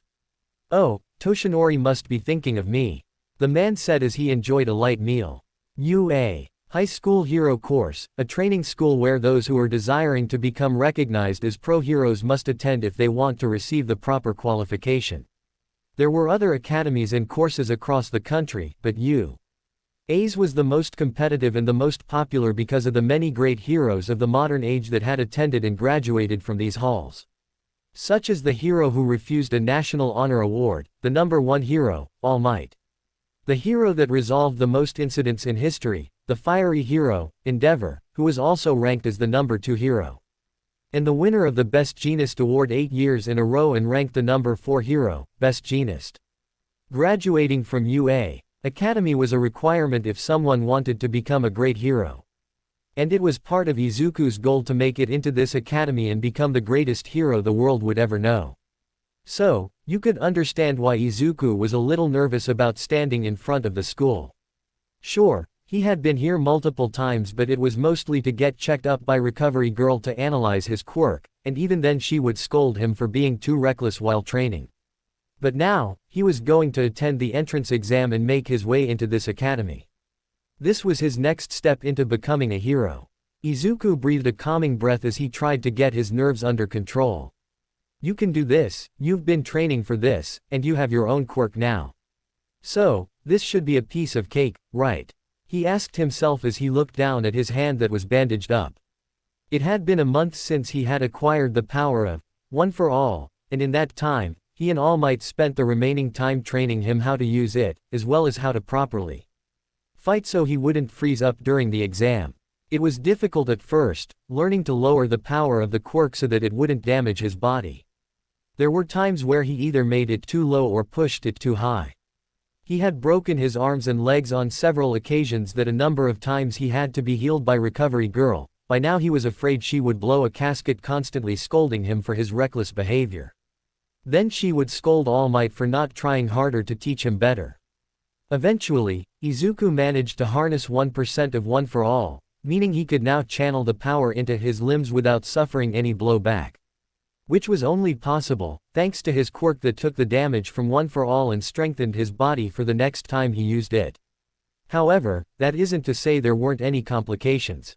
If he used anything higher than 1% of One for All, his quirk would not be able to endure the pain in time, and he would end up causing some muscle tears in his body. It was hard, it was challenging, and it was painful, but it was all worth it in the end as Izuku felt he was ready for entrance exam. He was ready to take on anything life threw at him and endure it. Because that was what his quirk could do. Endure the hardships life would throw at him, and throw them right back. Another thing he managed to gain from his training was some extra courage, learning not to freeze up in the moment of battle. After sparring with All Might, he learned not to freeze up after facing the man in mock battles that were designed to toughen him up. All Might had to wear special devices on his body to limit his strength as he and the boy fought. The first time he fought, the man sent a wave of killer intent at the boy, to scare the boy and make him freeze up on purpose. After which he would then explain to him that in the moment of battle it was dangerous to freeze up and would more than likely lose your life against a villain. Izuku understood this now as All Might managed to drill it into his head as they fought time after time. Izuku hadn't won a single battle with the man, but as time went on, he slowly started to gain more courage to fight the man. Getting back up and ready to fight again, even though he knew he might never win against him. But it was only in failing did he learn to stand up for himself. Out of the way, Deku. A grumpy voice said behind as Izuku jumped at the sound as he turned to see Katsuki walking up behind him. Okay, so maybe he had a few of his scared tendencies, but that seemed to only happen when Bakugo was involved in meeting new people. The boy had left a deep emotional scar after all in him after bullying him for so many years. It was only natural for him to jump. He felt a sudden bolt of a fear in his chest as he instinctively held up his arms to protect himself, a habit he had developed because of the numerous times the boy had beaten him up since he was a kid. To anyone else, it was a nervous twitch and part of his personality for being timid and shy. But was just a defense mechanism to protect himself from harm. Kei-Kachan, he said as the teen only glared at him. Out of my way, or I'll kill you. He growled as he pushed himself past the boy. Izuku tried to say good morning to him and encourage him to both succeed, but the boy just ignored him and made his way to the front entrance. Izuku stared at him and sighed sadly. To this day, he still couldn't understand why Bakugo was always angry at him. It had been that way ever since it was announced that he was quirkless when they were 4. They used to be friends, and while they did make fun of him, he used to enjoy those times because they didn't treat him any different. But then something changed and Bakugo was just always angry at him. Anything he did seemed to set the boy off and it scared him sometimes. But despite that, he still saw him as a friend. Even if Bakugo did see it that way. He then realized that since the slime villain, Bakugo hadn't done anything to him. Sure, at the time he spent most of it training, studying for the entrance exam and practicing his quirk. But he still didn't do anything to him at school. He didn't bully him, he didn't attack him, he didn't do anything to him. He would just glare and walk away from him. It was strange behavior coming from the person who spent most of his life ganging up on him. Right now, however, he couldn't worry about that as he had to get to the entrance exam. This is it, he thought to himself as he put on a brave and determined face. This is my next step, to be a hero. He thought as he took the next step forward. Then tripped on his own feet. Me and my big mouth. He thought as he was sure to hit the ground. He should have realized the universe would play one last joke on him before he would make it into the academy. He just didn't think it would be this embarrassing. But then he suddenly stopped as he noticed he was floating in midair. His feet no longer touching the ground, as he just hovered over the floor. He blinked a couple of times before he panicked a little, wondering what the hell was going on. "Are you okay?" A nice voice said to his left. He turned his head to see a girl with shoulder-length brown hair with 2 long locks of hair beside her face and a short bob at the back. She had a round sort of face, rosy cheeks and large brown eyes that Izuku couldn't help but stare into. "Sorry about using my quirk on you without asking you, but I think it would be bad luck if you tripped, don't you?" she asked as the boy could only stare. "Man, I'm pretty nervous, aren't you?" she asked with a cheery smile while Izuku could only stammer and stutter as he couldn't find any words to say. "Well, it was nice meeting you. Good luck," she said as she walked away and left the boy staring at the girl. Suddenly he had a smile on his face, as his body went rigid. "I just talked to a girl." He didn't say anything. It was honestly a whole new experience for him to suddenly talk to a girl. Once again, he didn't talk to her. Mostly because he never got along with any of the girls in his own school. He didn't get along with anyone, so he was a little lost for words now. It was the first time someone wanted to talk to him, and not discourage him or threaten him in Bakugo's case. Not to mention she just helped him. No one his age had ever bothered to help him before in his life. Normally kids from his school would have just ignored him or pretended like he didn't exist. Yet somehow that one brief experience with the nice girl brought his mood up as he smiled and quickly went to the main hall. Ready to partake in the entrance exam with high hopes. But also, secretly hoping to meet the nice girl again and maybe go with her to UA if they both managed to pass. He never did get her name though. But once again, he did not talk. Oh boy. UA. High atrium. The lights began to dim as the large room was shrouded in darkness. Large stage lights then shone as a man wearing a leather jacket, a strange contraption around his neck, orange sunglasses and ridiculously long hair that shot up into the air appeared on the stage. Izuku instantly recognized him as the pro hero, Present Mike, a big-time pro hero and teacher at UA.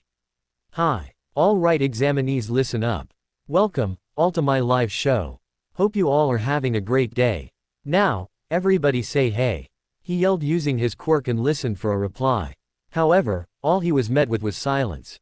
"What a refined response," he said with a cheerful voice, even though everyone could tell he was disappointed by the way his body shook. "Right then, I'll present to you a rundown on the practical exam," he said as he struck another pose. "Are you ready?" "Yeah," he yelled again, to once again be met with silence. Meanwhile, Izuku had gone fanboy mode, as he looked at the hero. "It's the voice hero, Present Mike, wow. I listen to him every week on the radio. I'm so moved. All the teachers at UA are pro heroes. Awesome," Izuku said with a hushed voice as he nerded out. "Shut up," Bakugo hissed beside him as the boy merely glared at him, having already been used to Izuku's fanboying from middle school, but still found it annoying. Present Mike then cleared his voice as he readdressed the crowd. "As it says in the application requirement, you listeners will be conducting 10-minute mock urban battles after this presentation. You can bring whatever you want with you if it benefits your quirk. After which you will then head to one of 7 specified battle centers, okay? You should have received a card already telling you which area you need to go." Everyone looked over their cards. Izuku noticed that he was set to go to Battle Center B. While looking to his right he noticed that Bakugo was set in Battle Center A. In other words, it's so they won't let you work with your friends, huh? He looked at Izuku's card as they noticed that even though their numbers were consecutive, they were placed in different areas. Most likely it was generated randomly. "Don't look, or I'll kill you," he hissed as Izuku instantly flinched out of habit. But the teen then clicked his tongue as he glared at his card. "Damn, now I can't crush you." Izuku looked both a little confused and a little scared at the boy's statement. The monitor then lit up as 3 different images appeared on the screen. Each had a number from 1 to 3. There are 3 different types of foe enemies that are stationed at each battle center. You earn points based on each of them and their level of difficulty. Your goal is to use your quirks and immobilize the foe villains as quickly as possible. Of course, attacking other examinees and any other unheroic actions are strictly prohibited. he said as everyone nodded at that. Excuse me, may I ask a question? A serious voice spoke as everyone turned to see a tall and muscular teenager stand up. He had black hair and wore rectangular half-rimmed glasses, as his eyes are also somewhat rectangular, as is his jaw. Okay. Present Mike pointed to the teen. On the printout, there are 4 types of villains, yet there are only 3 on the screen. If this is a misprint, then UA, the most prominent school in Japan, should be ashamed of that foolish mistake. We, the examinees, are here in this place because we wish to be molded into exemplary heroes. He said as Izuku just stared at the guy. In addition, you over there with the curly hair, he pointed to Izuku who blinked in confusion. You've been muttering under your breath this whole time. It's distracting. If you are here on a pleasure trip, then you should leave immediately. Serious. This guy is very serious. He thought as Present Mike smirked and waved a finger at the boy. Okay, settle down, examinee number 7111.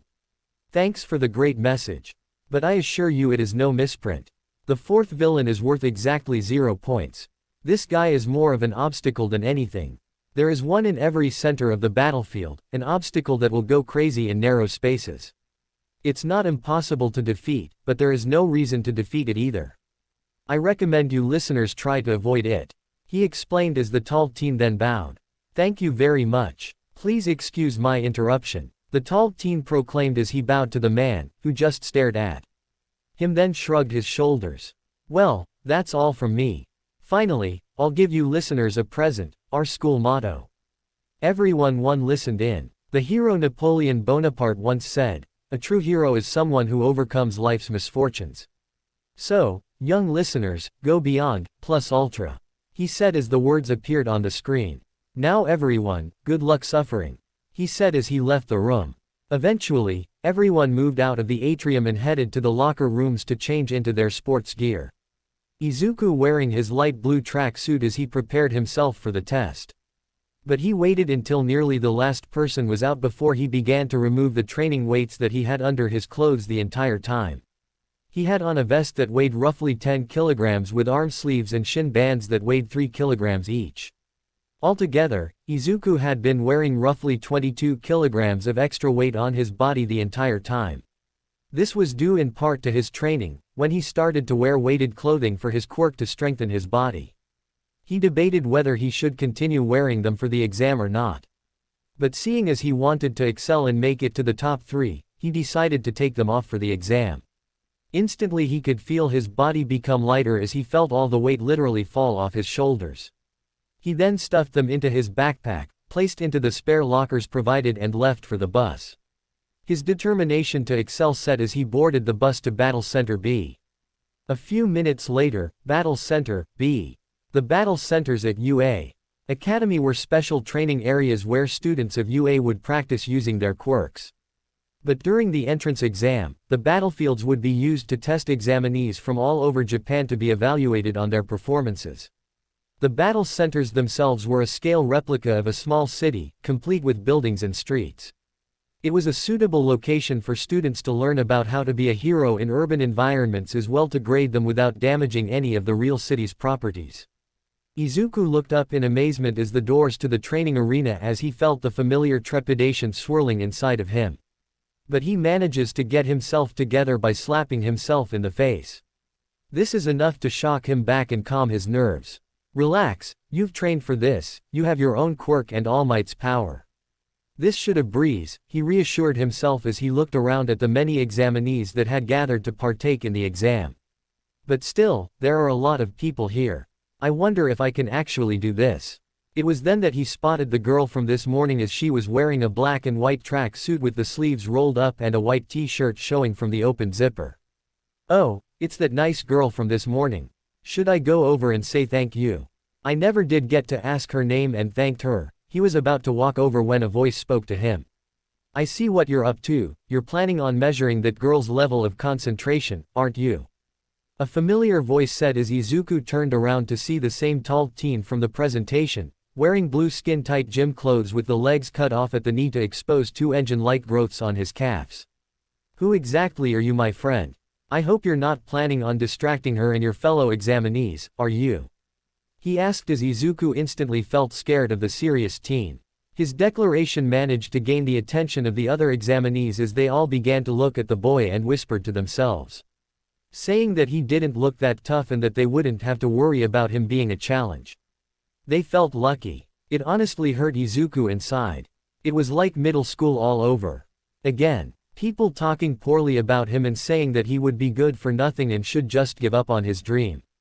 The same feelings of inadequacy and self-loathing that had weighed down on him started to claw its way back into the corners of his mind, as he wondered if this was going to be like middle school all over again. He gripped his fist as he wondered if he had changed at all, or was he still the same, useless Deku, that he always was. Triple A and start. However, he didn't get the chance to answer that question as a collective, lingered in the air, as Present Mike stood on a tall tower overlooking the 7 training centers. What's the matter? Were you expecting a countdown or something? There is no such thing as a countdown in a real battle.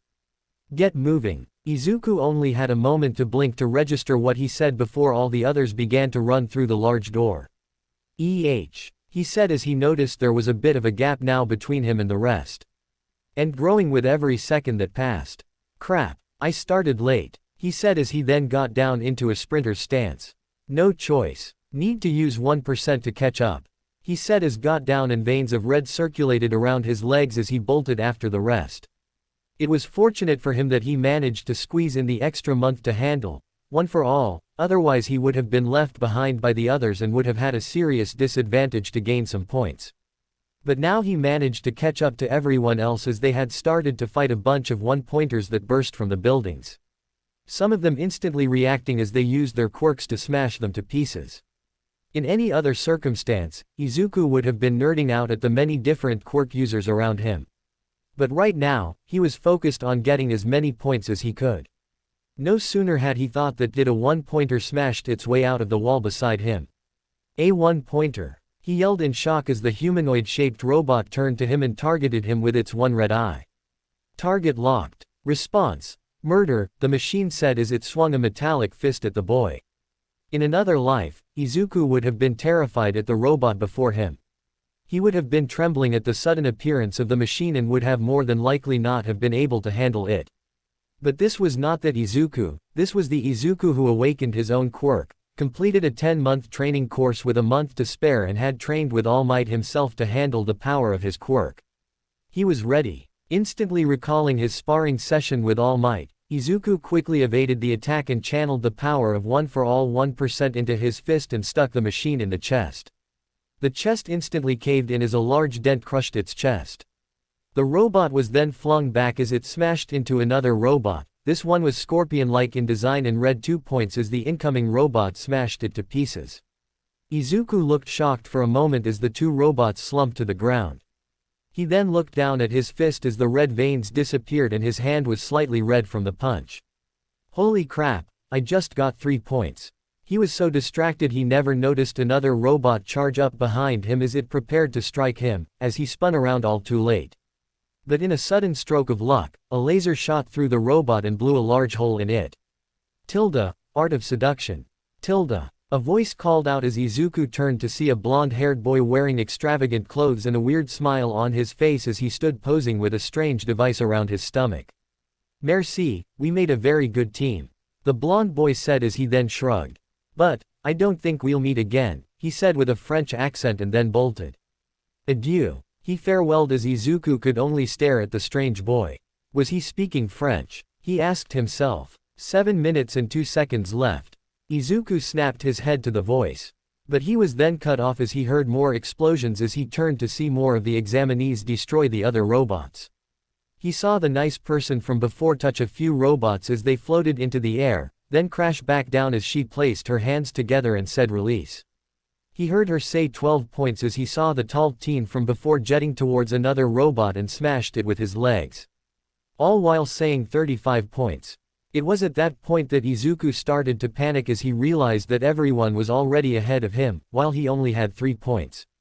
All around him he could hear people saying their points and arguing with others about taking their kills. For a moment fear and depression started to sink in as he thought he was going to fail. But he managed to shake himself out of it as he quickly reminded himself that he was in the middle of a test, and he couldn't afford to lose focus of that. All Might's words echoing in his ears as the image of the large man appeared before him. When you're fighting, you must focus on the battle, don't let other things distract you and keep on fighting, but also don't forget to follow. The memory was cut off as another one-pointer came charging at Izuku and swung its fist at him. With little time to react, Izuku brought up his left forearm and blocked the oncoming fist. Metal met flesh as the sharp jolt of pain instantly surged in his arm. He could instantly tell that these things were a lot stronger than they looked. Seriously. One punch is enough to trigger endurance. UA really is serious about this. He was amazed at how strong they were. But then again, so was he now. His body now sturdier that he managed to hold himself in place as the pain traveled from his left arm, around his body and surged at his right fist. And just like with the fridges that he practiced on, he swung his fist and destroyed the robot. The back instantly exploding out as the robot fell to the floor.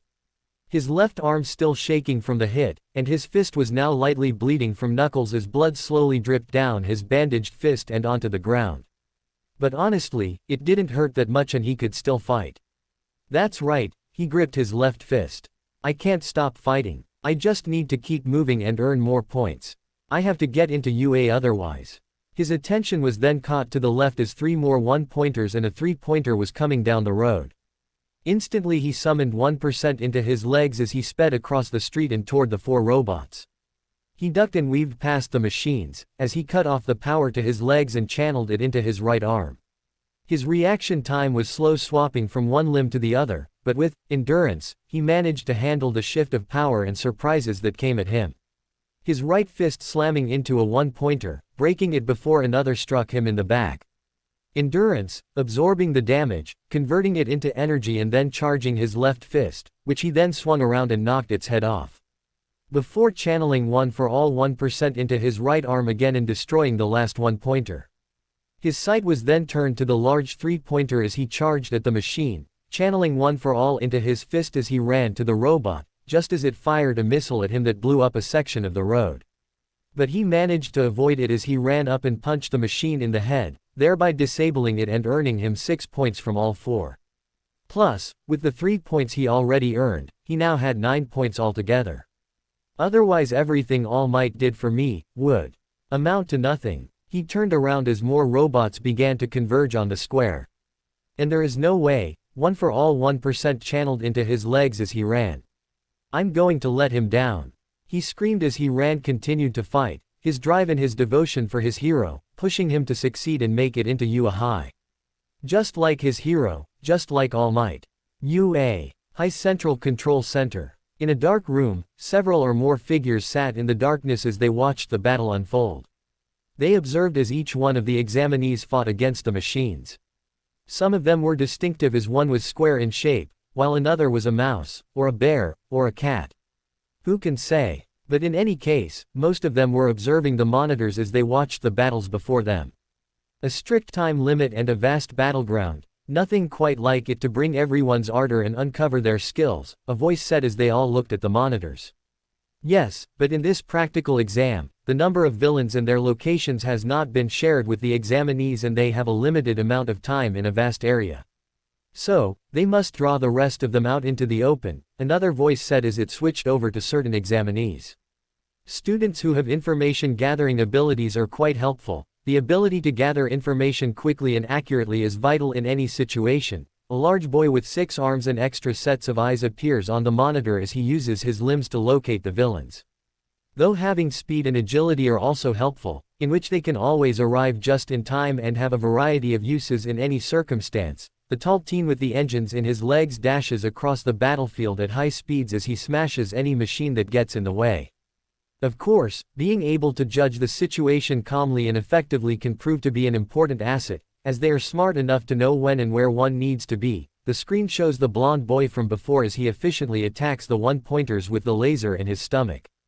And of course, there is always pure combat prowess. The last image shows Bakugo as he stands in the middle of a destroyed 3-pointer as he seems to be enjoying the carnage he can unleash. These are the basic abilities that are needed to keep the streets safe, the small figure said as they all nodded. Still, another voice said as they turned to skeletal-looking figure, "There are two more aspects that cannot be ignored," he said as he looked at the monitor. "One of which is the ability to endure life's hardships, the pain that comes from being a hero.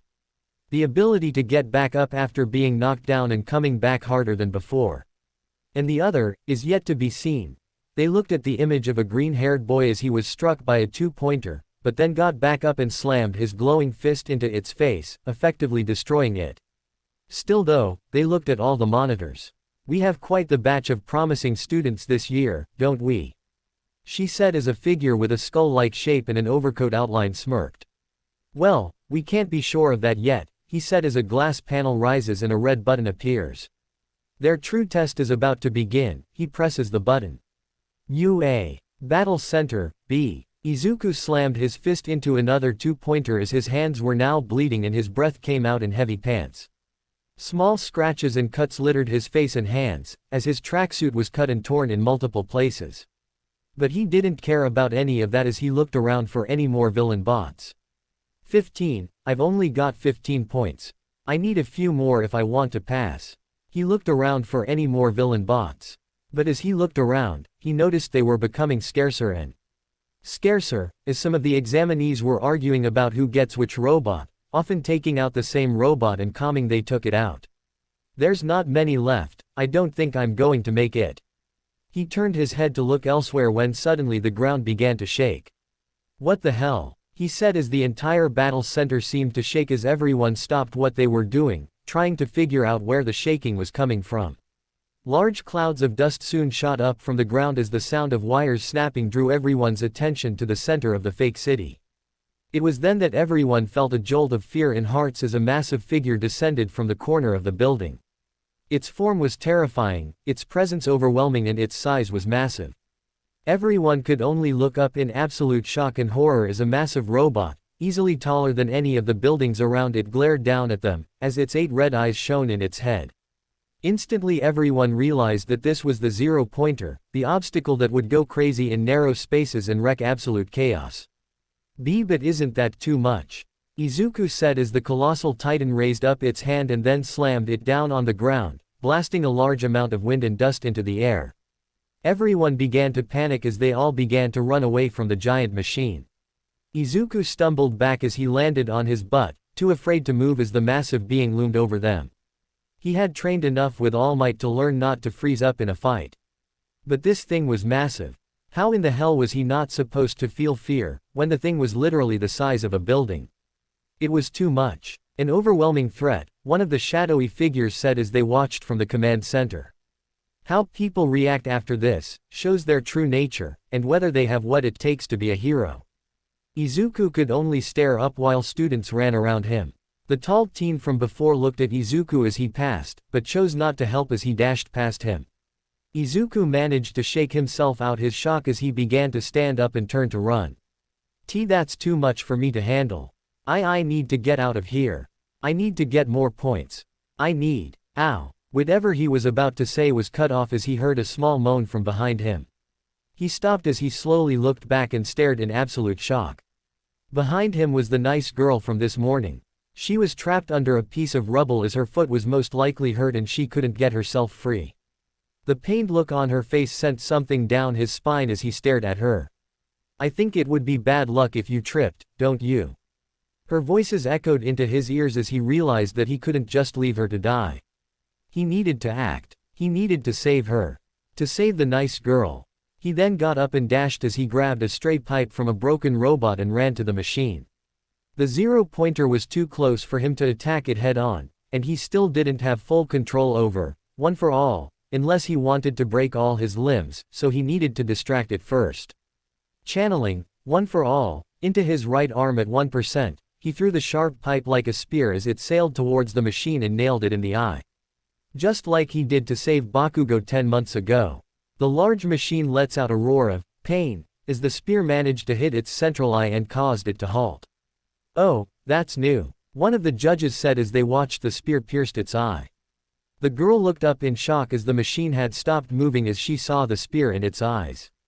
"Hey, are you alright?" she heard as she turned to see a boy in a blue track suit, with green curly hair and big red shoes.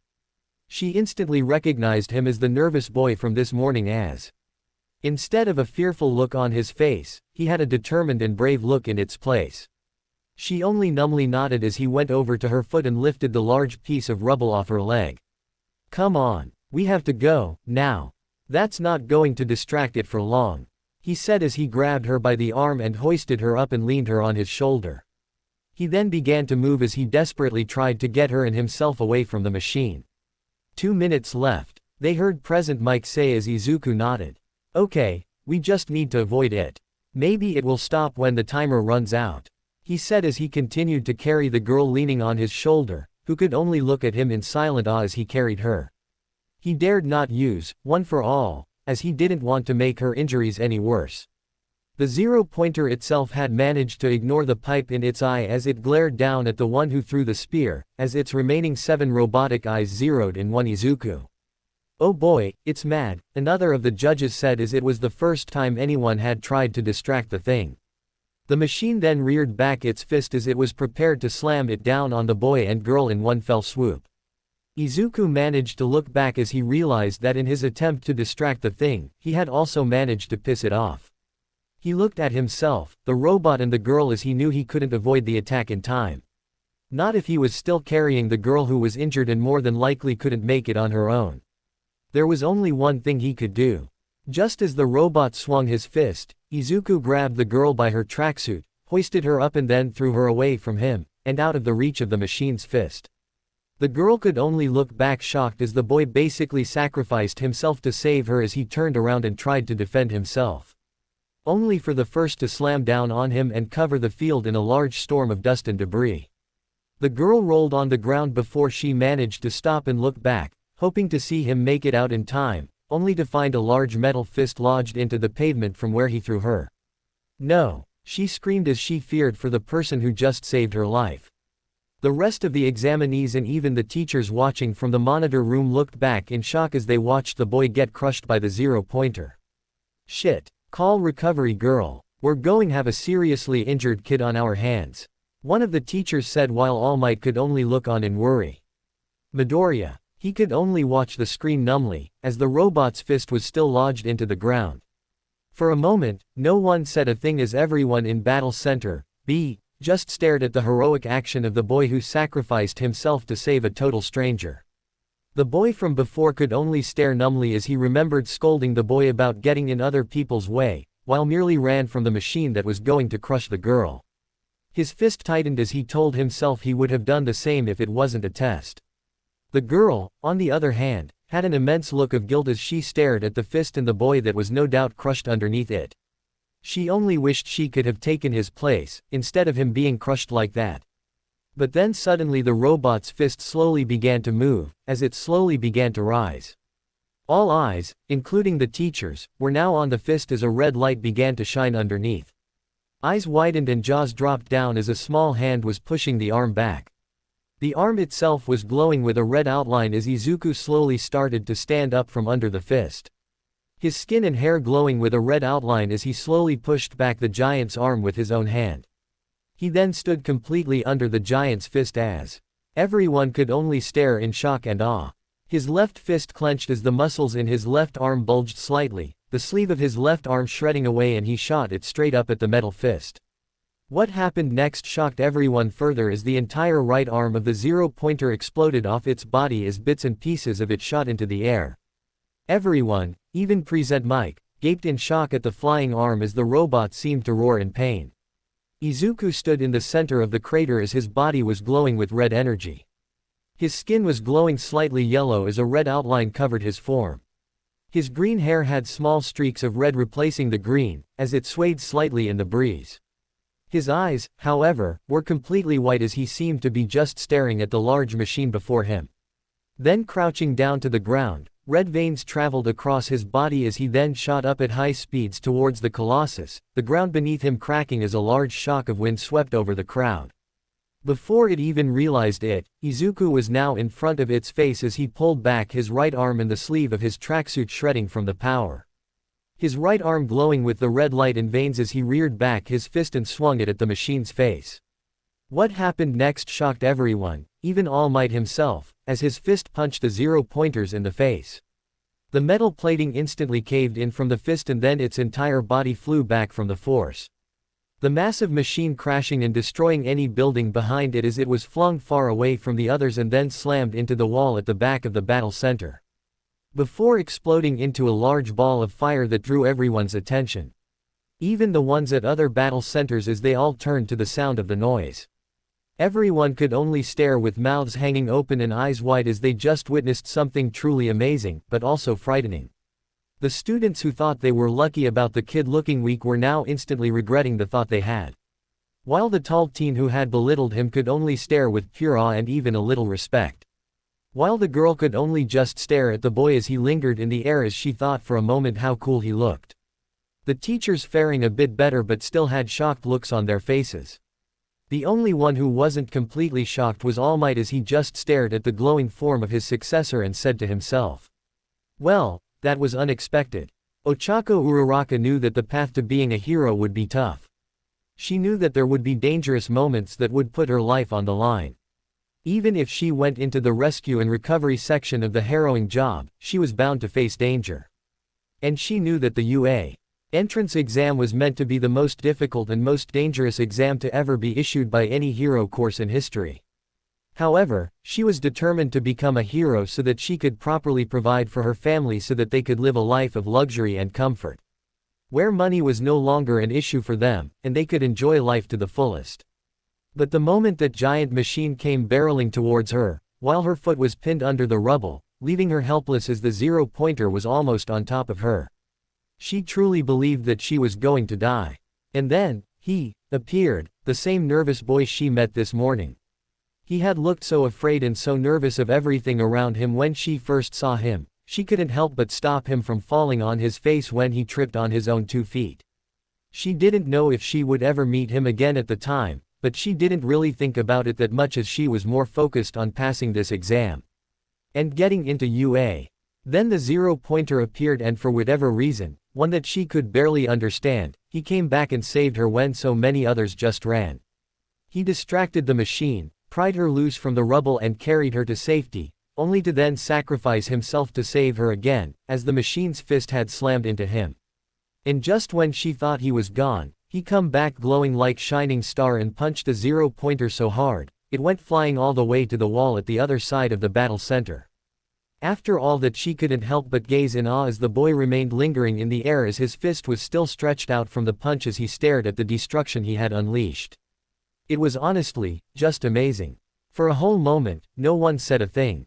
No one could say a thing as they just stared at the boy that lingered in the air, and the massive obstacle that he just sent flying with one punch. Eyes were wide and mouths were hanging in shock as everyone stared between the smoking remains of the massive 0-pointer and the glowing red boy that was still lingering in the air. No one could say anything to summarize what they just witnessed, no one could find the words to express the great shock that was still lingering in their systems, other than a simple and collective, "Holy shit." It was also at that moment that the red glow faded off Izuku's body as his eyes rolled into the back of his head and he passed out, his body going limp as he began to fall to the ground. At first, they thought he was going to be okay until they noticed that his arms were bleeding, his legs were waving unnaturally and his eyes were fully closed. They instantly realized that he had passed out from the pain. Ochako instantly noticed this as she quickly hobbled over to one of the pieces of the robot, touching it with all 5 fingers, as she managed to get it to float and moved it into the path of the falling boy.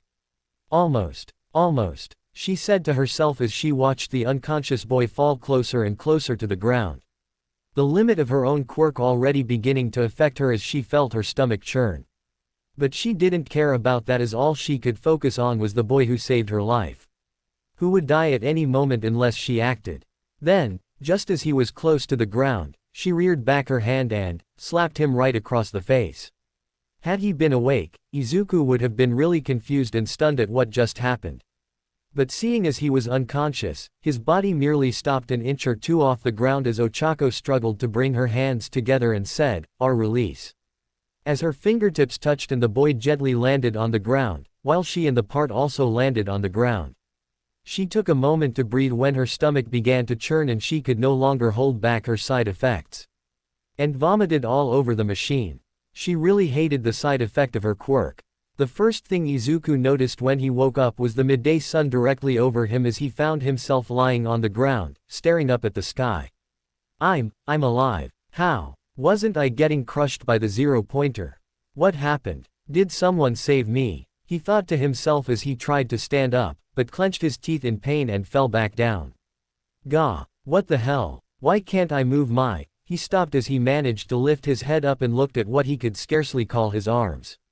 They were dark red, bleeding and broken in multiple places as he could feel the same thing with his legs as they were now bent at unnatural angles. What the hell happened to my body?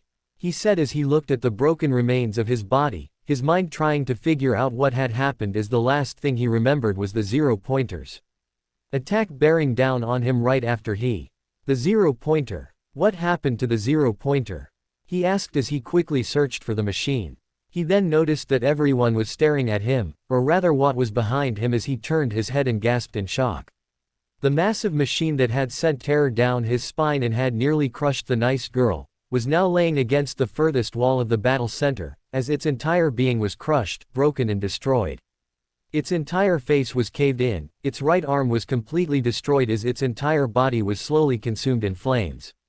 His mind was instantly abuzz with questions as he tried to figure out what the hell had happened after he had passed out. It was hard for him to believe that anyone here could have the power to destroy the machine so brutally, that the only time he had ever seen such destruction of that magnitude was when All Might fought the rampaging robot of Dr. Jekyll. But All Might wasn't here, so how could it have? He then looked back at his arms and legs as he recognized the familiar pattern of broken bones and damaged skin, as he had seen it every time he overused, One for All, in his training. Did I do that? But how? He asked himself before he heard a barfing sound and he turned his head to see the girl from before, lying on top of a broken remain of a robot as she seemed to be upheaving her stomach. Hey, are you alright? She asked, even as she held a hand over her mouth. Why yeah, are you alright? He asked back as he noticed she was not looking so good. She weakly nodded as he sighed in relief. Thank God, he said as he was just glad he managed to save her. His questions forgotten as he was just glad she was alright. Meanwhile, Present Mike stood on top of the tower with a shocked look on his face as he stared at the remains of the zero-pointer. Both a little afraid and a little impressed as he looked at the smoking remains. Suddenly a small beeping noise went off in his hands as he looked down and pulled out a device from his pocket. He instantly remembered what he was meant to be doing as he pulled out a remote and hit the button. Everywhere in the battle centers a loud siren blared out as everyone looked around confused. Time's up. His voice then called out over the battle centers as everyone on the B sector snapped their attention to the voice. Izuku said as he looked up to the voice. Time's up, ladies and gentlemen. Good luck with your results.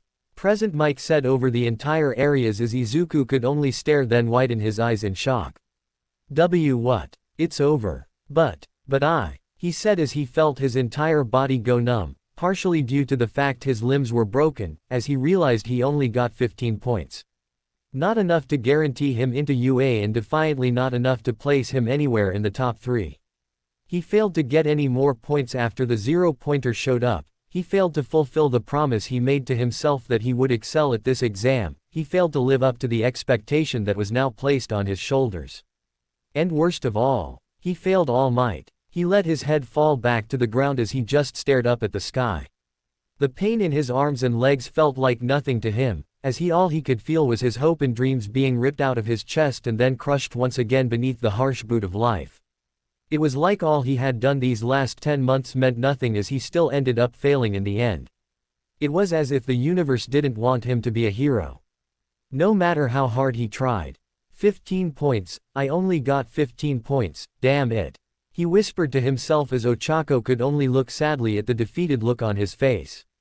Meanwhile, everyone else was just looking in shock at the boy as he lay on the ground with his arms broken and his legs bent at unnatural angles.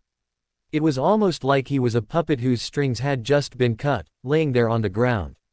The same boy that managed to take down the zero-pointer, a machine so massive that there could have been no way any of them could have taken it out. Yet somehow, he managed it and beat it with one punch to the face. It was honestly amazing. Whoa, What was that guy? He just took down that thing with one punch. He seemed to have a reinforcement type quirk, but that was weird. And what the heck was up with that glow? Did it increase his strength or something? Yeah, but if he had such an amazing quirk, why was he so jumpy all the time? What kind of life did he live to make him react like that? Maybe it was an act. You know, to trick us and make us think he wasn't a threat. Yeah, but I think he just said he only got 15 points. I don't think that's enough to pass. And look at his limbs, they're all broken up. What kind of quirk does that to their own body? Either way, that guy was pretty amazing. The examinees said around him as Izuku had tuned them all out. But while they chatted and discussed what his quirk was, one of them was just staring at him and the damage he had done to the robot. No, that's not it, they're missing the point. Haven't they figured it out yet? Didn't they see him rush out to save that girl? He went over there to save her, despite knowing how little time was left or how little points he managed to get. And even then, he sacrificed himself to save her again, and only managed to survive because of his quirk, he thought as he looked over to the boy. The boy's name was Tenya Iida, another examinee hopeful who wanted to come to UA and become a professional hero like the rest of his family. The Iida family had been a family of heroes for generations, from his father and his mother to all the way back to his grandmother and grandfather. It had since then become a tradition that members of his family to become great heroes. Knowing this, he spent all his time dedicating himself to becoming a professional hero like his father and his brother. He applied for UA.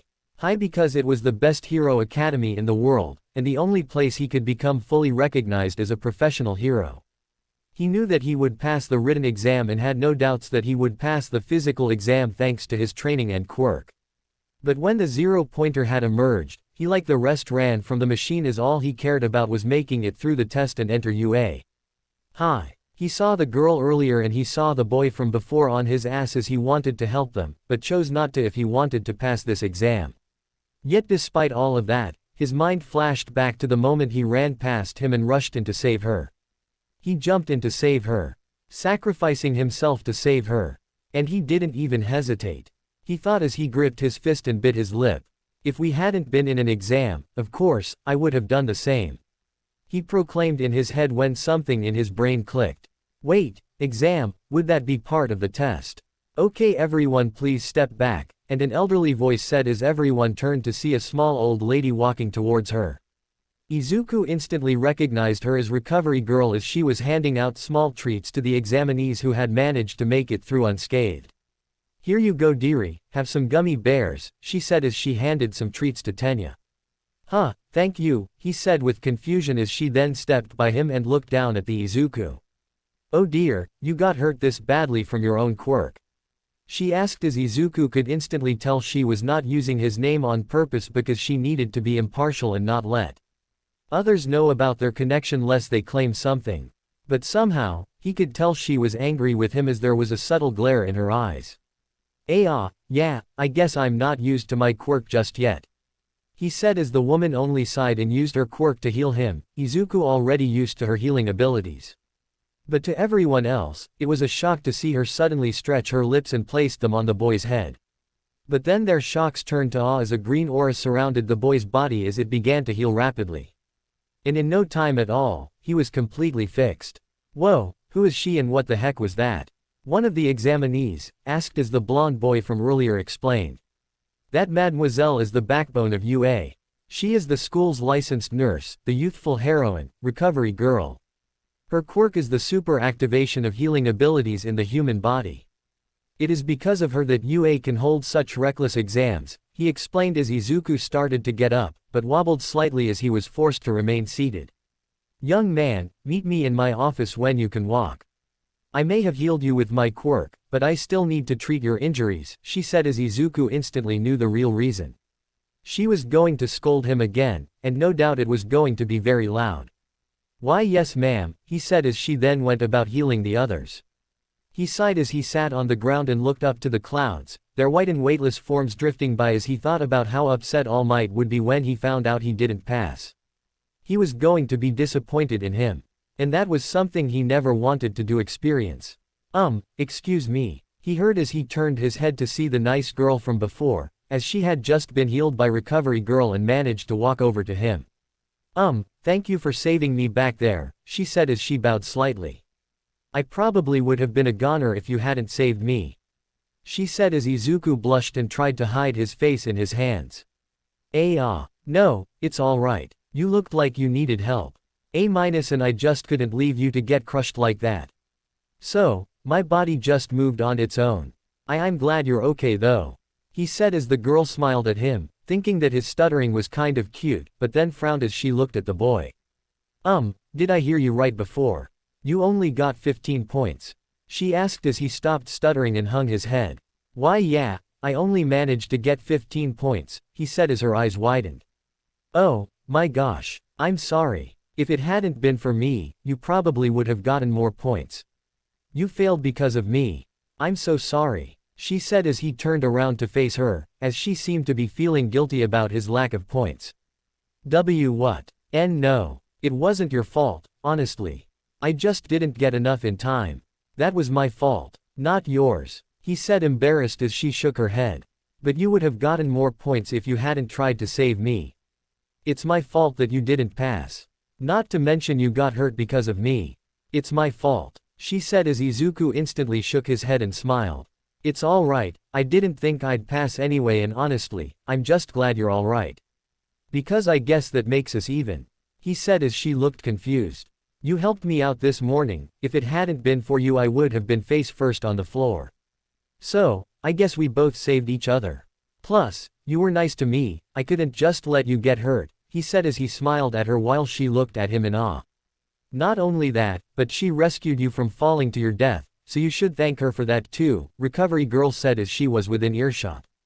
You did, he said as she blinked and then nodded. Wow, thanks, I guess I owe again, huh? He said as she just stared at his smiling face. Looking at the boy, she was honestly stunned to know that the reason he saved her was because she had been nice to him this morning. Stunned to know that he willingly risked his safety and his place at UA just to make sure she didn't get crushed and saved her when no one else would. She smiled sadly as she nodded to the boy, deep down knowing that she was the reason he wasn't going to pass. Because he risked his life to save hers. And now, she was thinking of some way she could pay him back for his bravery, no matter what it would cost. By the way, he suddenly said as he held out a hand to her. I'm Izuku Midoriya, forgetting his shyness for a moment and offering her a welcoming hand, as she blinked but then smiled as she shook it. Ochako Uraraka, she said as she smiled back. By the what happened to the 0-pointer? I remember getting hit and then passing out, but what happened after that? Oh. Well, you did this weird glowing thing and then you destroyed its arm. Like whoosh. Then punched it in the face and sent it flying. It was amazing. Really? That was me. I did that. Yeah, don't you remember? Oh well, I don't remember much after getting hit, but that might be because, his voice was slowly drowned out and turned into stutters as Tenya just stared at the pair as she was recapping him on what happened and how the 0-pointer was destroyed. His mind was racing with questions that soon found answers as he pieced together the puzzle. I see, so if the exam is set up like that, then that means both of them, he said as he watched the two converse. Later, UA. Infirmary. You stupid, reckless idiot. How many times have I told you that your quirk doesn't make you invincible? It just allows you to handle more pain. Not all of it. What were you thinking? She yelled as Izuku shrunk down low as the old lady before him continued to chew him out. You are just like All Might was when he was your age. Always reckless and never thinking ahead. You could have gotten yourself killed. Are you trying to give me an ulcer? She screamed as Izuku hung his head. Sorry, I didn't mean to, my body just moved on its own, he said as he hung his head and kneeled on the floor. The woman sighed as she leaned back in her chair. I know, you were just trying to help that girl back there, which I applaud you for. But you need to be more careful, there is only so much we know about your quirk and the limits it can handle. We still don't even know what else it can do. You got lucky because that gravity girl saved you from falling to your death. But how are you going to be a hero if you can't use your body anymore? She asked as once again Izuku apologized. Sorry, he said as he continued to hang his head. Until he remembered something and he looked up. That reminds me, the nice girl I mean Uraraka, told me that I was the one that defeated the zero-pointer. Is it true that true? Did I do that? He asked as the woman nodded. Yes, it would appear there is another ability to you, endurance, Quirk, one that myself or even All Might was unprepared for. She said as she reached into her pocket and pulled out a device as a hologram appeared before her. It showed the moment he got hit by the zero-point villain and then the moment he emerged glowing like a red sun, as Izuku could only stare at the destruction he caused to the machine. It seems that whenever your body is subjected to a vast amount of damage, your body activates a secondary ability within you. This is just a guess, but I think your body releases a sudden shot of adrenaline that courses through your body, increasing your power and abilities tenfold and activated the human body's natural fight or flight instinct. Which is obviously what your body chose, she said with a glare as the boy hung his head.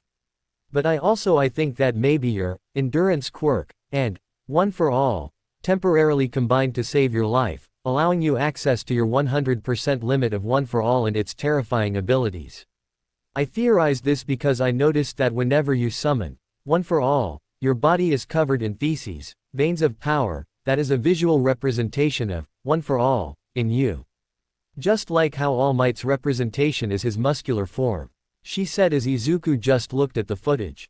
What I also can guess is that your body shuts down the pain receptors in your body so that you can ignore the immense amount of pain that you would be suffering. Which was why I guess you didn't react when both your arms and legs broke after hitting the thing. This is dangerous. Without pain receptors your body can't tell how much damage it's taking and could lead to serious harm. Your body could continue fighting while your bones break and your muscles tear. You could end up paralyzed from the strain alone if you're not careful, she said as Izuku felt a little scared. But, doesn't my quirk build up an endurance to pain? Wouldn't I eventually be able to handle it? He asked as she shook her head. It is, but there is only so much that the human body can handle before it gives out, even yours. That's the natural thing about our bodies, the older we get, the weaker we become. Nothing lasts forever, it's just the fact of life, she said as Izuku processed what she said. On that note, I highly recommend you don't forcibly try and activate this adrenaline shot that you have. It's too dangerous and we don't know what else it can do. That quirk of yours, it could kill you, and then you'd never become a hero, she said as the boy looked down sadly at his bandaged hand and nodded. Thanks for the concern, but I don't think you have to worry about that. I didn't get enough points, I failed, he said as he sighed. I wouldn't get too worked up, there's still a week before the results are posted. Who knows, you may actually get in, she said as the boy shook his head. I doubt it, he said as he got up, picked up his backpack from the door and left. Recovery Girl looked at the boy as she felt sad for him, sad that she couldn't tell him about the rescue points or the fact that he more than likely passed after that brave performance. But, she was a teacher and a faculty member at UA and she couldn't reveal that secret. But boy would he be in for a surprise a week from now. 1 week later, Midoriya residence. Dead fish eyes stared at Izuku as he stared back with the same dead-eye look with a small smile on his face. His expression matching the fish that he was having for dinner as he just seemed dead on the inside. Izuku, Izuku, Izuku. His mother's voice finally reached through as he blinked. Are you alright? Why are you staring at that fish vacantly? She asked with a worried look on her face. Sorry. I'm okay, he said as he went back to eating his dinner. Inko looking worried at her son as he had been behaving that way for the past week. It had been happening ever since he came home from the entrance exam and could guess that he didn't do well in the exam. She wanted to cheer him up and make him feel better about not getting into his dream school, but she had trouble confronting him as she was worried anything she said could make him even more depressed. So, she tried to choose her words carefully. The results should be arriving today or tomorrow, right? Yeah, I think it's just amazing that you even applied for UA. Yeah, Inko looked sadly as he continued to stare off into space, seeing as she wasn't going to be able to get through to him. Izuku looked off into space, with his phone in his left hand, and a gripper in his right as he absently squeezed on the small device. His mind was going over everything that happened last week as he evaluated the possibility of him getting into UA and so far, it wasn't looking likely.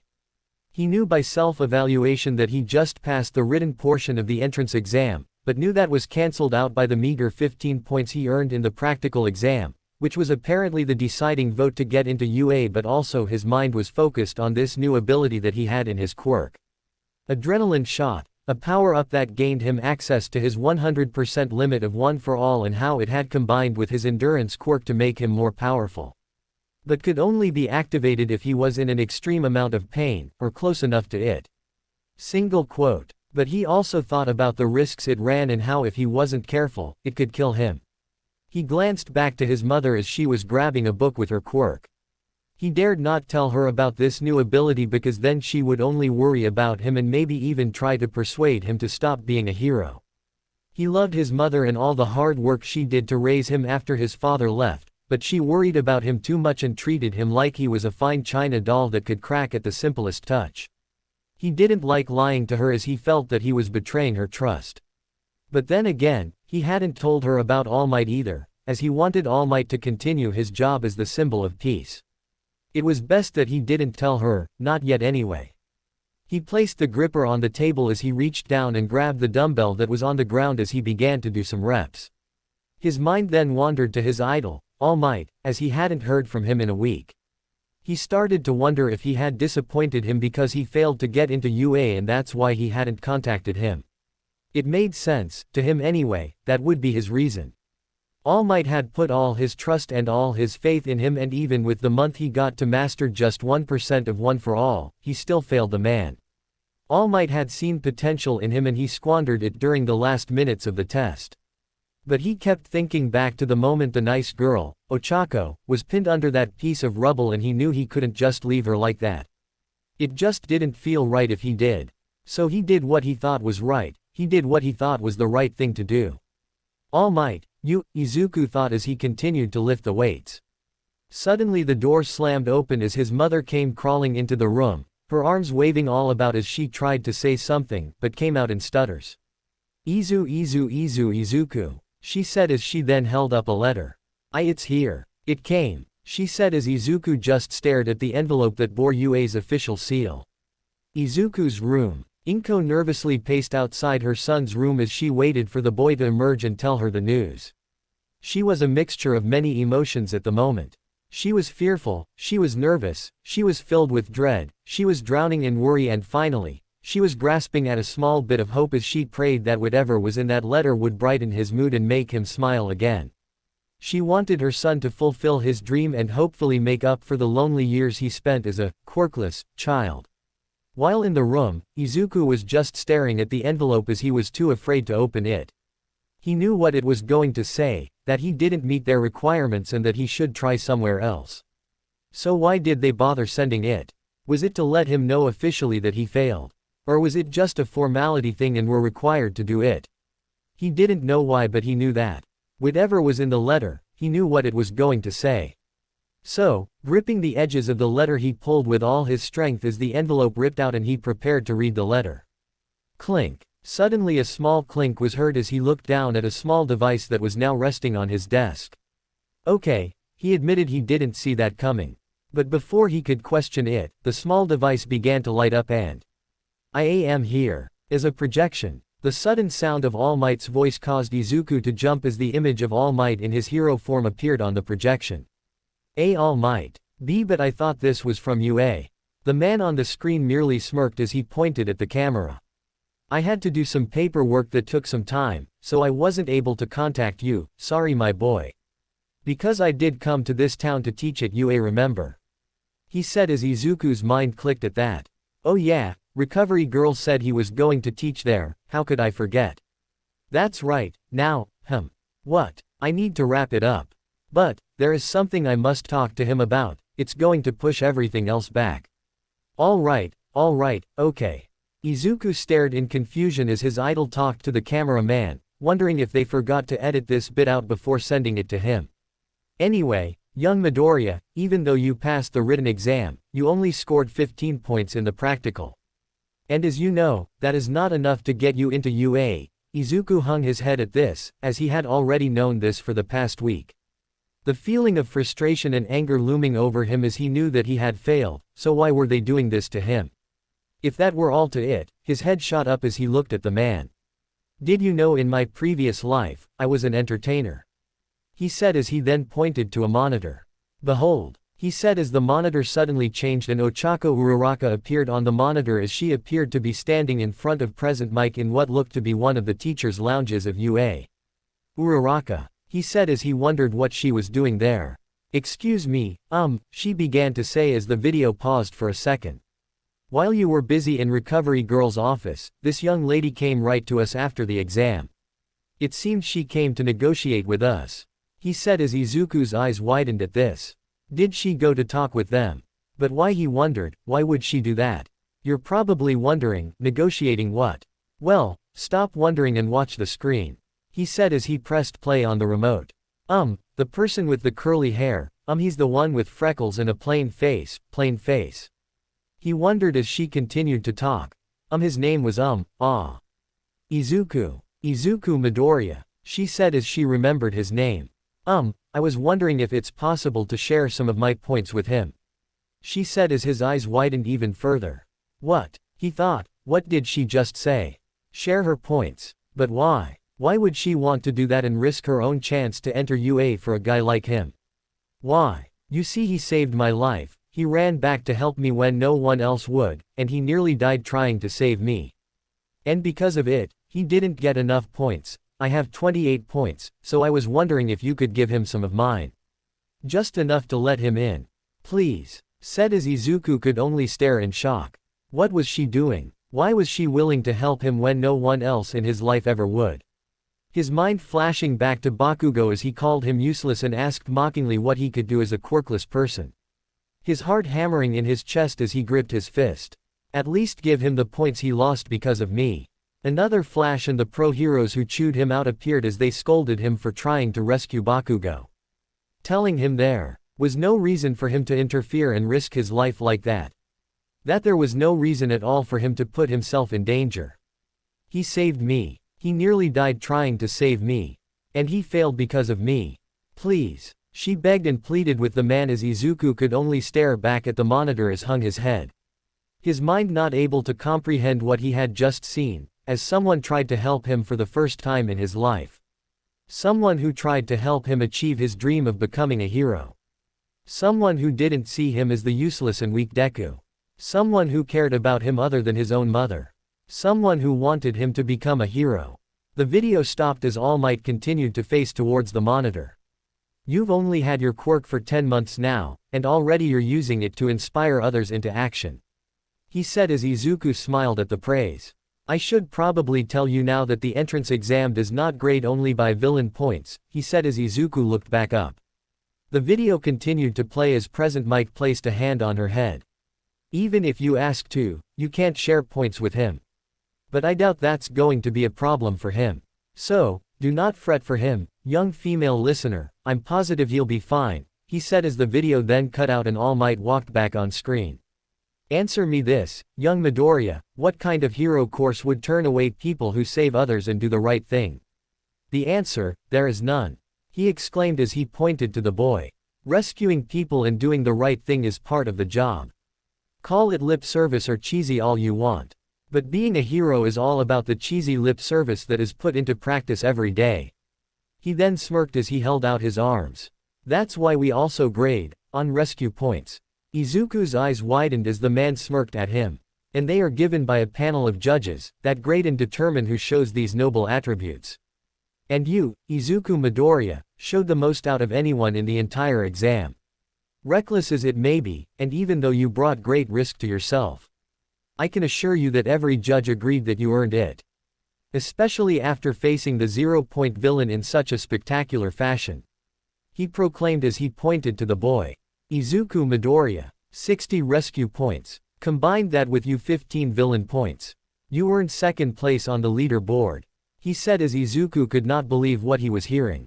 And while we were at it, we gave Ochako Uraraka 46 rescue points, an extra point because we wanted to, making her tie for the third place with another brave applicant, he proclaimed as Izuku could still not believe what just happened to him. He got in, somehow, by some strange miracle of luck he managed to get in. And make it to the top 3 like he swore he would. He fulfilled his promise to himself. To All Might. He made it to UA.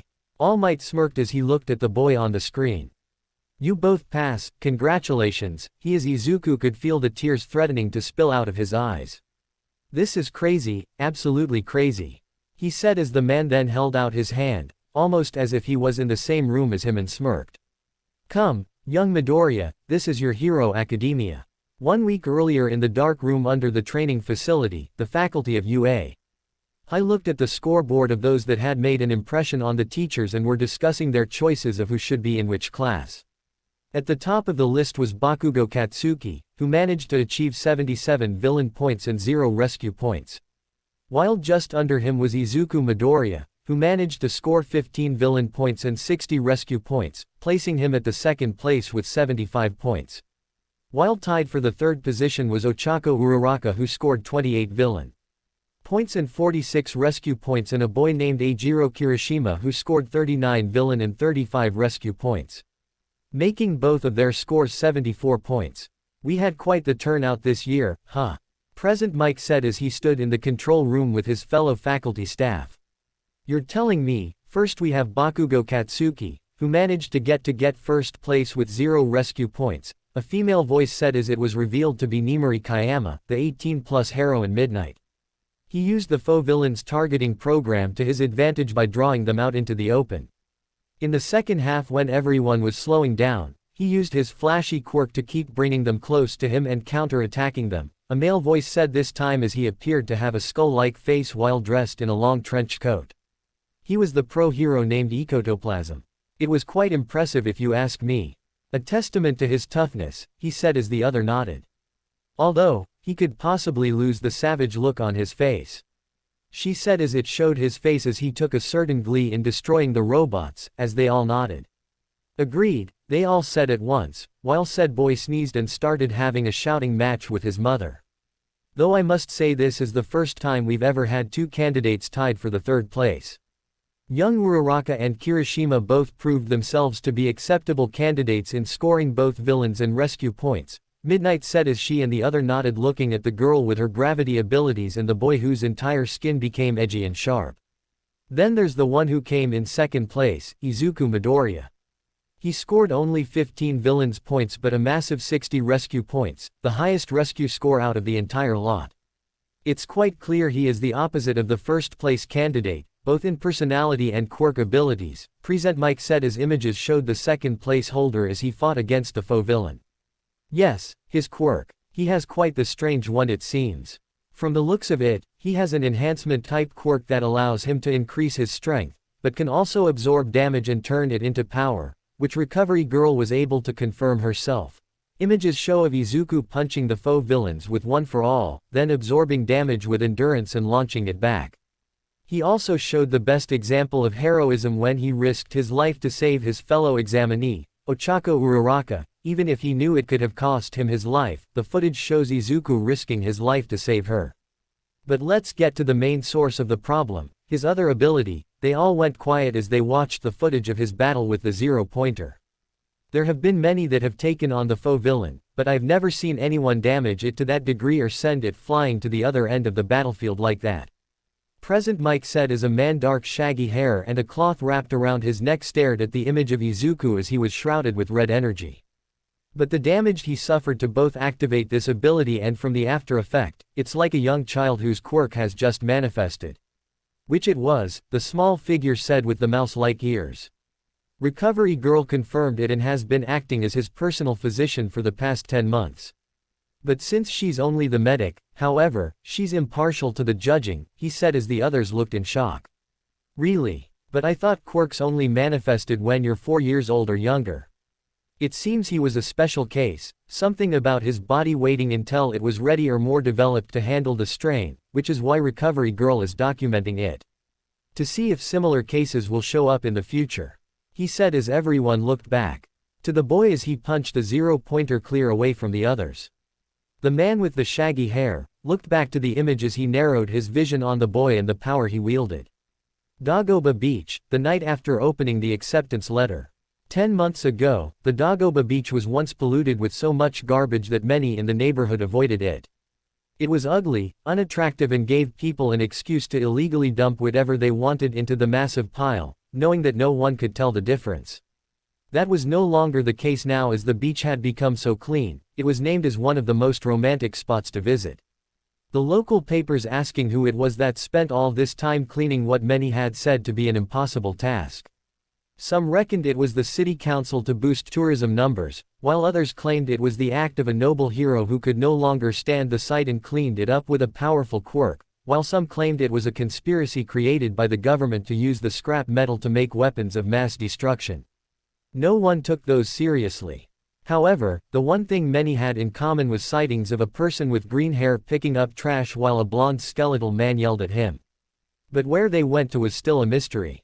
But that didn't really matter. The beach was no clear and the people could once again enjoy the surf and the sun, while young couples could fall in love and propose on the small lookout. Something that All Might smiled at. All Might, or rather his normal form Toshinori Yagi, looked out at the beach as he smiled. It still amazed him how quickly his young successor had managed to clean this beach in only 9 months and managed to squeeze in an extra month to harness the power of One for All. It was a testament to the devotion and drive that the boy had for himself, to achieve his dream of becoming a hero. It made All Might feel glad that he chose the right person to inherit One for All. He then heard running feet behind him as he already knew who it was, as he contacted him just an hour ago, wanting to congratulate him on getting in and talk to him about the strange power-up he had unleashed. He turned just into to see the boy as he cried out. "All Might," he said as the man flinched and coughed up blood. "Who the heck's that? All Might, where?" he heard behind him as he realized that there was a young couple on the lookout as the boy had just revealed his identity. He needed to contain this. "Repeat after me, I got the wrong person," he hissed to the boy as he flinched, realizing what he just did. I got the wrong person," he said as the couple seemed disappointed at this, but accepted it, as All Might and Izuku managed to breathe a sigh of relief. He offered a quick glare to the boy, who apologized before sighing in relief himself. But then he smirked as he held up his hand. "Congratulations on getting in," he said as Izuku nodded and high-fived the man. "Just so you know, I didn't tell them about our connection in case you were worried. They know about yours and Recovery Girl's, but since she was the medic for the event she doesn't get to vote. I'm telling you this, because you're the type that tends to think that's cheating, right? She and I weren't one of the judges," he said as the boy nodded and bowed. "Thanks for the concern, though I am still surprised that you're going to be teaching at UA, even though I already knew that. So that's why you came here, isn't it? I mean, your head office is Roppongi in Minato, Tokyo at." "Stop right there," he interrupted his fanboying as Izuku flinched but then nodded as the man walked back to the beach. "I couldn't tell anyone until the school announced it. The only reason you knew was that I took you to see Recovery Girl and she mentioned me going to work there. But the main reason I decided to work there was because they made me an offer to help look for a potential successor amongst the candidates. It would have made looking for a successor much easier," he said as Izuku remembered him saying he was looking for a successor after discovering his own quirk. "So, that means you were originally going to choose someone from UA, right? One who probably had more time and training with his or her own quirk," he said as the man didn't turn to him while looked down at his own hands. "I guess that makes sense. I only just discovered mine and even I still don't know how it fully works," he said as he sighed. "All I can do is 1% right now, but that clearly isn't enough. It would have been easier if you chose someone else, huh?" he said as All Might turned to him. "Kid, I didn't expect you to get this power and instantly master it in a day. Hell, even I had difficulty learning to use One for All when my master gave it to me. A man who just sprouts a tail can't be expected to do any amazing tricks right off the bat. It's going to take time and a lot of effort, but I'm positive you're going to master it. So, stop putting yourself down already, Prince of Nonsense," he said as Izuku chuckled slightly at this. "Remember what I told you before the exam, when you're fighting, you must focus on the battle, don't let other things distract you and keep fighting," he said as Izuku nodded. "But also, don't forget to follow your heart, because when you stop listening to your heart, you've already lost," he said as Izuku looked up in awe. "I told you that you are worthy of my power. Because you've proven to me what I've known about you for a while. That you embody the true meaning of self-sacrifice and the definition of being a hero. You saved that girl even if it meant that you'd fail, and I could have asked for no more than that. So, remember that out of everyone in the world, I chose you to inherit the power of, one for all. Don't ever take that for granted, he said as Izuku smiled slightly, his mood instantly feeling better. But I will admit, he said as Izuku looked up. Out of all the people who have inherited one for all, you might have the most difficult challenge out of anyone who ever inherited it. Especially with that quirk of yours. Which reminds me, Recovery Girl told me her theory on that adrenaline shot of yours. How it possibly gave you access to your 100% limit of one for all by shutting down your nervous system. Do you remember anything from that experience? What was it like? He asked as Izuku blinked and tried to remember. Well, I don't remember a lot after I got hit, but if I was to describe it, I think it felt like a kind of sensation. Like a sudden rush of energy. It's almost like when I summon 1% into my arms or legs, but it was totally different. Does that make any sense? He asked as the man shrugged. Kind of, to me, it sounds like what Recovery Girl had already told you. Your body released a large amount of adrenaline into your system, jump-started endurance, and used it to filter the 100% limit of one for all, and doubled its strength. And by shutting down the pain receptors in your nervous system, your body was untethered by fear and pain, allowing you to do that to the zero-pointer. He said as he bent down and picked up 2 spray cans on the beach. This makes things a little more difficult because if your body can't feel pain, you don't know when to stop and you could potentially kill yourself. So, let's take things slow and build up your body more to handle more pain and help you master one for all. And one day, he turned into his muscular form and crushed the cans. You will be a great hero too. Izuku could only look in awe before he nodded as his determination and resolve were once again burning brightly in his eyes. Wait, is that All Might? No way. Where did he come from? A beat of silence drifted between them as All Might had a bead of sweat running down his face, while Izuku could only just stare at him. Let's go. Young Midoriya, he said as they both bolted out of there. While they ran from the couple, Izuku looked up at the back of his idol, as he hoped that one day he could be as great a hero as him. While All Might only looked back at the young protege following him. Knowing that the flames that have now been passed on to him, though small and weak, he knew that given time and exposure to the winds and rains of life, the flame would one day burn bigger and brighter than his, while his own would surely dim and fade as his job would be done. Yeah, that's pretty deep, All Might thought as they ran together to the new horizon. April, UA. Semester starts. Have you got tissues? Yes mum. And your handkerchief? What about your handkerchief? Your hanky? Inko Midoriya fretted as Izuku was placing his shoes on at the doorstep. I have it. I'm going to be late. Izuku said as he got up off the step and made his way to the door. Inko watching her son as she gripped a hand to her chest. Izuku, she says as the boy turns around, a small amount of annoyance on his face as he was worried that he'll be late for school. What? He asks as the woman only smiles and holds her hands near her heart. You look really cool, she said as she looks over his school uniform. His tie was tucked into his shirt and his shoes were the only thing standing out. But nonetheless, it made him look cool to her. Izuku looks at his mother stunned with a small blush on his face. Then he smiled as he nods and then leaves out the door with a quick goodbye to his mother. Today was the first day of UA and the first day of Izuku's high school life and the next step on the path to him becoming a hero. After a short train ride into the city and a quick dash up the hill, Izuku finally made it to the entrance of UA as he quickly ran into the school. UA High was notorious for the fact that their acceptance rate was less than 1 in 300. Meaning every year only 36 students make it into UA where those 36 are divided up into 2 classes.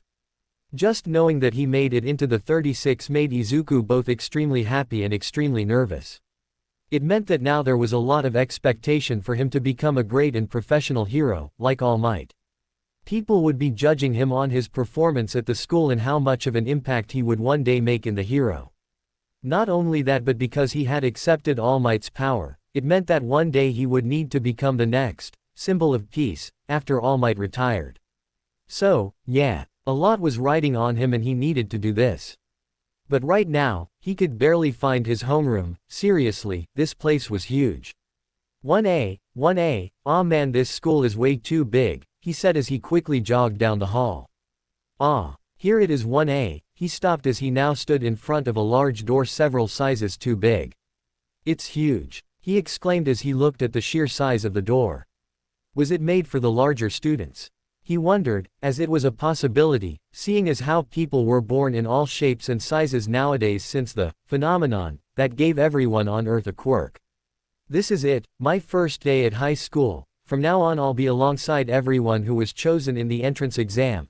I just hope those two were placed in 1B, he said to himself as he thought about the tall teen, Tenya, and his old schoolmate, Bakugo. Remove your feet from the desk at once. Don't you think that's disrespectful to your classmates? As a matter of fact, I don't. What middle school did you go to? You side character. He should have expected this, he honestly should have expected this. Of course, he would be placed in the same class as these two. Why wouldn't he be? The universe just loves to screw with him. He sighed as he watched the two bicker like an old married couple. I attended Sume Academy. My name is Tenya Iida, he said as he moved his arms up and down like a robot. Sume. Well, aren't you an elite? Seems like I have a reason to crush you after all. Bakugo claimed as Iida flinched at this. And me. Are you truly aiming to be a hero? Izuku asked himself that a lot growing up. It was then that Iida noticed Izuku standing at the door, as involuntary flinched at his gaze that was focused on him. Everyone else in the classroom turned to him as Izuku felt all the eyes staring at him. But before he could speak, Iida began to walk up to him. Good morning. My name is Tenya Iida from Sume. I heard you the first time. I'm Midoriya, nice to meet you, Izuku managed to interrupt as the boy blinked. Yes, of course, he said as he coughed into his hand to clear his throat and then looked at the boy with a serious look. Midoriya, you realized that there was something else to the practical exam, didn't you? He asked as Izuku blinked. I had no idea, I was blind to the truth and I completely misjudged you, even belittled you in front of others. But the way you divined the truth and took down that 0-pointer, I hate to admit it, but you are truly better than me. He said as Izuku could only stare in confusion. No, I'm not, I didn't realize until a week after, he thought to himself as he realized the boy in front of him was greatly overestimating him. That hair, it's you, Izuku. Izuku Midoriya, right, a voice said behind him as Izuku spun around to see Ochako behind him. You passed, just like Mr. Present Mike said. That's amazing, she said as the instant he saw her, he blushed and tried to hide in his own arms. It's her. The nice girl, Ochako Uraraka. He thought as the girl seemed to be happy to see him. He then had a chance to look at her as he noticed her in UA's female school uniform. She looks really nice in a school uniform, Izuku thought to himself as Ochako was praising him and imitating his punch against the 0-pointer. Meanwhile, Bakugo was glaring at the boy as he felt a great rage surging within him. He remembered back in February when he was told that it wasn't just him that was getting into UA but Deku as well. The moment he heard that he felt an unbridled rage as he cornered Deku behind the school and basically ordered him to go somewhere else. But instead of backing out like he used to, the little shit actually stood up to him of all people. Something was not right with this picture. Something must have happened to suddenly make weak and useless Deku stand up to him, and Bakugo didn't like it one bit. How the hell did that little shit stain get in? He's Deku. He shouldn't even be here. I'm going to get to the bottom of this, fucking Deku.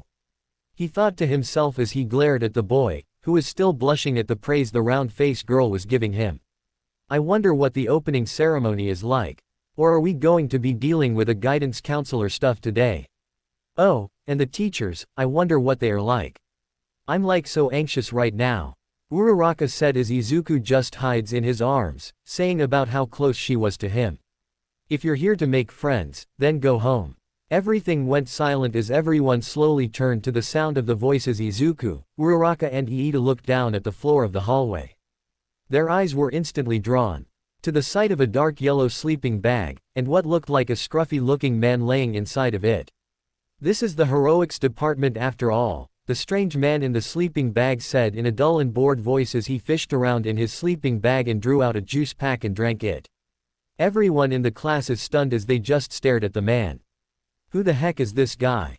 They all thought as the man got up and stepped out of the sleeping bag. He was revealed to be a tall man with shoulder-length black hair, with some hanging down in front of his face, along with a half-shaven beard, and a small mustache. He wore a matching black outfit, consisting of a dark long-sleeved shirt and black pants. Alongside them, he wore a scarf made up of dozens of loose bands around his neck.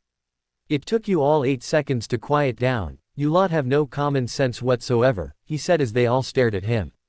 "Is here the teacher?" they thought as the man stood before them. "My name is Shota Aizawa, I'll be homeroom teacher, nice to meet you," he said with as everyone flinched at this. "He's the homeroom teacher." Everyone screamed. Izuku raised an eyebrow. "Shota Aizawa, I feel like I've heard that name before." "Alright, we've wasted enough time," he said as he reached into the back and pulled out a shirt-sleeved jumpsuit that was dark blue, with 2 white stripes on the arms, with a stylized U at the top and an A that started at the stomach and stretched down to the pants. "Put this one and shove off to the gym," he said as everyone blinked and followed the man. Meanwhile, Toshinori was looking through the UA teacher's record as he was familiarizing himself with the teachers he was going to be working with, and who knew his secret. Until he came across the file for Shota Aizawa. His eyes widened as he read over the man's history of being 1A's homeroom teacher. Oh boy, if Midoriya has him as his homeroom teacher, then he's in for a rough time. UAPE. Grounds. A Quirk apprehension test. Many voices rang out as the class of 1A stood in the large PE grounds of UA. Hi. After getting changed into the sports uniform and making their way to the PE grounds, the assembled 20 students stood before the man as they all wondered what the man was up to. When he told them, they were more than less shocked. But what about the opening ceremony? And the guidance counselor meeting? Ochako said as the man merely stared back with a bored expression on his face. This is the heroics department. If you want to be a hero, you can't waste time on meaningless things like opening ceremonies or guidance counselors. You all know of this school's reputation of freedom on campus. Well, that freedom applies to the teachers as well, he said as they all suddenly became slightly nervous. You kids have been doing the physical fitness tests since middle school, correct? Except in the entire time you participated, you never used your quirks, correct? He asked as everyone nodded. Except for Izuku, because he never had his quirk until 10 months ago. This was because the country still uses the standardized averages that are taken from students not using their quirks. It's not rational. But that is mostly because the Ministry of Education is procrastinating and having a hard time finding a way to accurately measure what a person is capable of. He said as he then turned to Bakugo. Bakugo Katsuki, you came first in the practical exam, correct? He said as the teen blinked but nodded. During middle school, what was the best result you got in the softball throw? He asked as the teen narrowed his eyes. 67 meters, he said as the man then threw him a ball, which he caught. Now, try doing it again, but this time with your quirk, he said. As the teen looked at the ball in his hands and grinned as he stepped out into the softball pitch. You can do whatever you want, so long as you don't leave the circle, clear? He said as the teen nodded. He then pulled back his arm as he prepared to throw. I'll just add a little shockwave to augment the pitch, that will show that useless Deku who's top dog around here. He thought with a grin, reared back his arm and threw with all his power and screamed. Die! He yelled as a large explosion went off in his hand as the ball was thrown through the air and high into the sky as the blast pushed the ball even further. Die! Was all Izuku could think of as the ball landed back on the field. Before anything else, you have to learn about the maximum of your own skill. This is the only rational way to form the foundation of a hero, he said as Aizawa held up a small device. Eyes instantly widened as they saw the number on the machine. 705 meters. Everyone said as they were stunned at the distance, but also grew excited as they now realized the opportunity they had to go all out with their quirks. For all their lives, they were barred from using their quirks, their natural-born gifts in society because it was the rules. But now, they had the chance to see what they were truly capable of without holding back, and that made them excited. Seriously. That looks like fun. I want to go next. We can use ours quirks all we want. Man, that is just what you expect from the hero course. Aizawa, however, did not seem impressed as his hair shadowed his eyes. This looks like fun, huh? The way he said it brought a slight chill down their spine as the man looked at them. You're going to be here for next 3 years and that's how you're going to go about it. Thinking that this will be all fun and games, right? An aura of doom seemed to shroud him as many suddenly felt afraid of the man. Alright, if you all think this is a game, then let's treat it like a game. The person who scores the lowest in all 8 of these tests will be considered hopeless, and can kiss their place at UA goodbye, he said as his eyes showed nothing but seriousness. Izuku and the others felt a surge of fear in their chest, hoping the man was joking even though he looked at them with a crazed look on his face. See, here at UA we teachers are given the freedom to teach or dispense with students as we please, he then smirked as he cast his gaze upon the class. Welcome to UA's heroics department. Izuku looked slightly afraid as he looked down at his hand, the whole thing shaking as he could feel every nerve in his body was flooded with fear. He knew that right now he only had control over 1% of One for All, and feared that might not be enough. Sure, he also had his own quirk, endurance, but that required him to hurt himself to activate it. How the heck was he going to do that and use the power of One for All? If he didn't pass enough of the trials, he was going to get expelled. He was going to be kicked out before he even got in. He gripped his fist as he tried to calm his nerves. No, I need to stay calm. I at least have 1% of control, and that is honestly a lot better than nothing. He said to himself as he looked up at the man before him. This man, he can effectively end my dream if I don't succeed. I need to pass these trials. He thought as he tried to put on a brave face, but faltered as the man merely stared at them all. The person who comes last will be expelled. But it's the first day of school. That's just isn't fair, Ochako said as she was stunned by this. Natural disasters, massive casualties and out-of-control villains. Aizawa listed off as everyone stopped. These are just some of the things that can happen when you least suspect it. Japan is covered in unfairness. It's our jobs as heroes to resolve that and return the world to a safe place. So, you can forget about going to the local McDonald's and chatting with your friends. Because the next 3 years of your life here at UA will be one hardship after the other. Here at UA we push our students to go beyond, plus ultra, to become the next generation of heroes that will restore order to the world. And I expect no less from anyone under my teaching, he said as suddenly everyone became determined. And now that the demonstration is over, it's time to step up to the plate. Who's first? Trail 150-meter dash. The first event was the 50-meter dash. 2 students would be called out by their numbers and then be ordered to run while using their quirks to make it to the other side. The first was the blonde boy Izuku met in the exam, who he now learned was Yuga Aoyama, and a girl with pink skin and small horns on her head named Mina Ishido. Yuga using his belly button quirk to shoot himself across the lane, but could only do it twice because anything over a second with his quirk hurt his stomach. Followed then by Tenya and a girl with frog-like features, who he learned was named Tsuyu Asui. It was obvious that this was Tenya's field of expertise as his quirk, engine, which allowed him to propel himself at high speeds thanks to the engine-like growths coming out of his legs, making him pass the line in 3.04 seconds at third gear. While the girl used her frog physiology to hop across and make it in 5.58 seconds. Then Ochako used her zero-gravity quirk to lose the gravitational field on her clothes and shoes but only managed to come in at 7.15. Finally, it was Izuku's turn as he had to go up against his old classmate, Bakugo Katsuki, as the boy seemed to be grinning with anticipation at going up against Deku. Getting ready, Izuku activated 1% of One for All as the timer went off. Bakugo instantly blasting ahead of him as he reached the end at 4.13 seconds using his explosions to propel himself across the track. While Izuku, with only 1% of One for All in his legs, made it in 6.25 seconds. It was a marginal improvement over the 7.49 seconds he used to get at middle school. But that isn't enough, there are still 7 more tests to go. I need to do better, Izuku said to himself as he gripped his knees. All while Bakugo could only glare, wondering what had happened to the boy to change him so much since 11 months ago.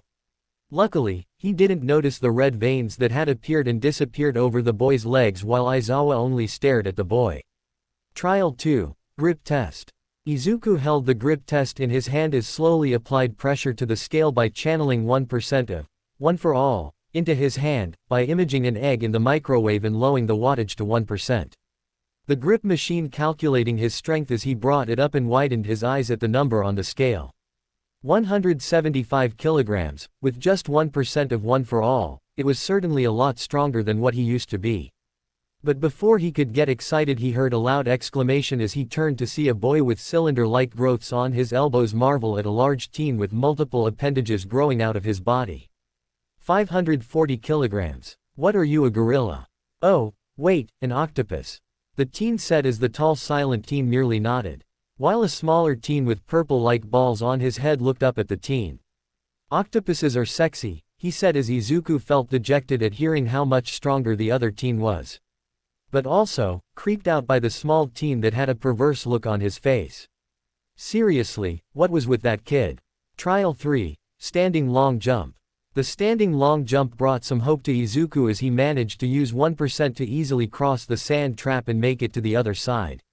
He then watched as others jumped over, some using their quirks to propel themselves over, like Yuga, while Bakugo basically flew over with assistance from his explosions.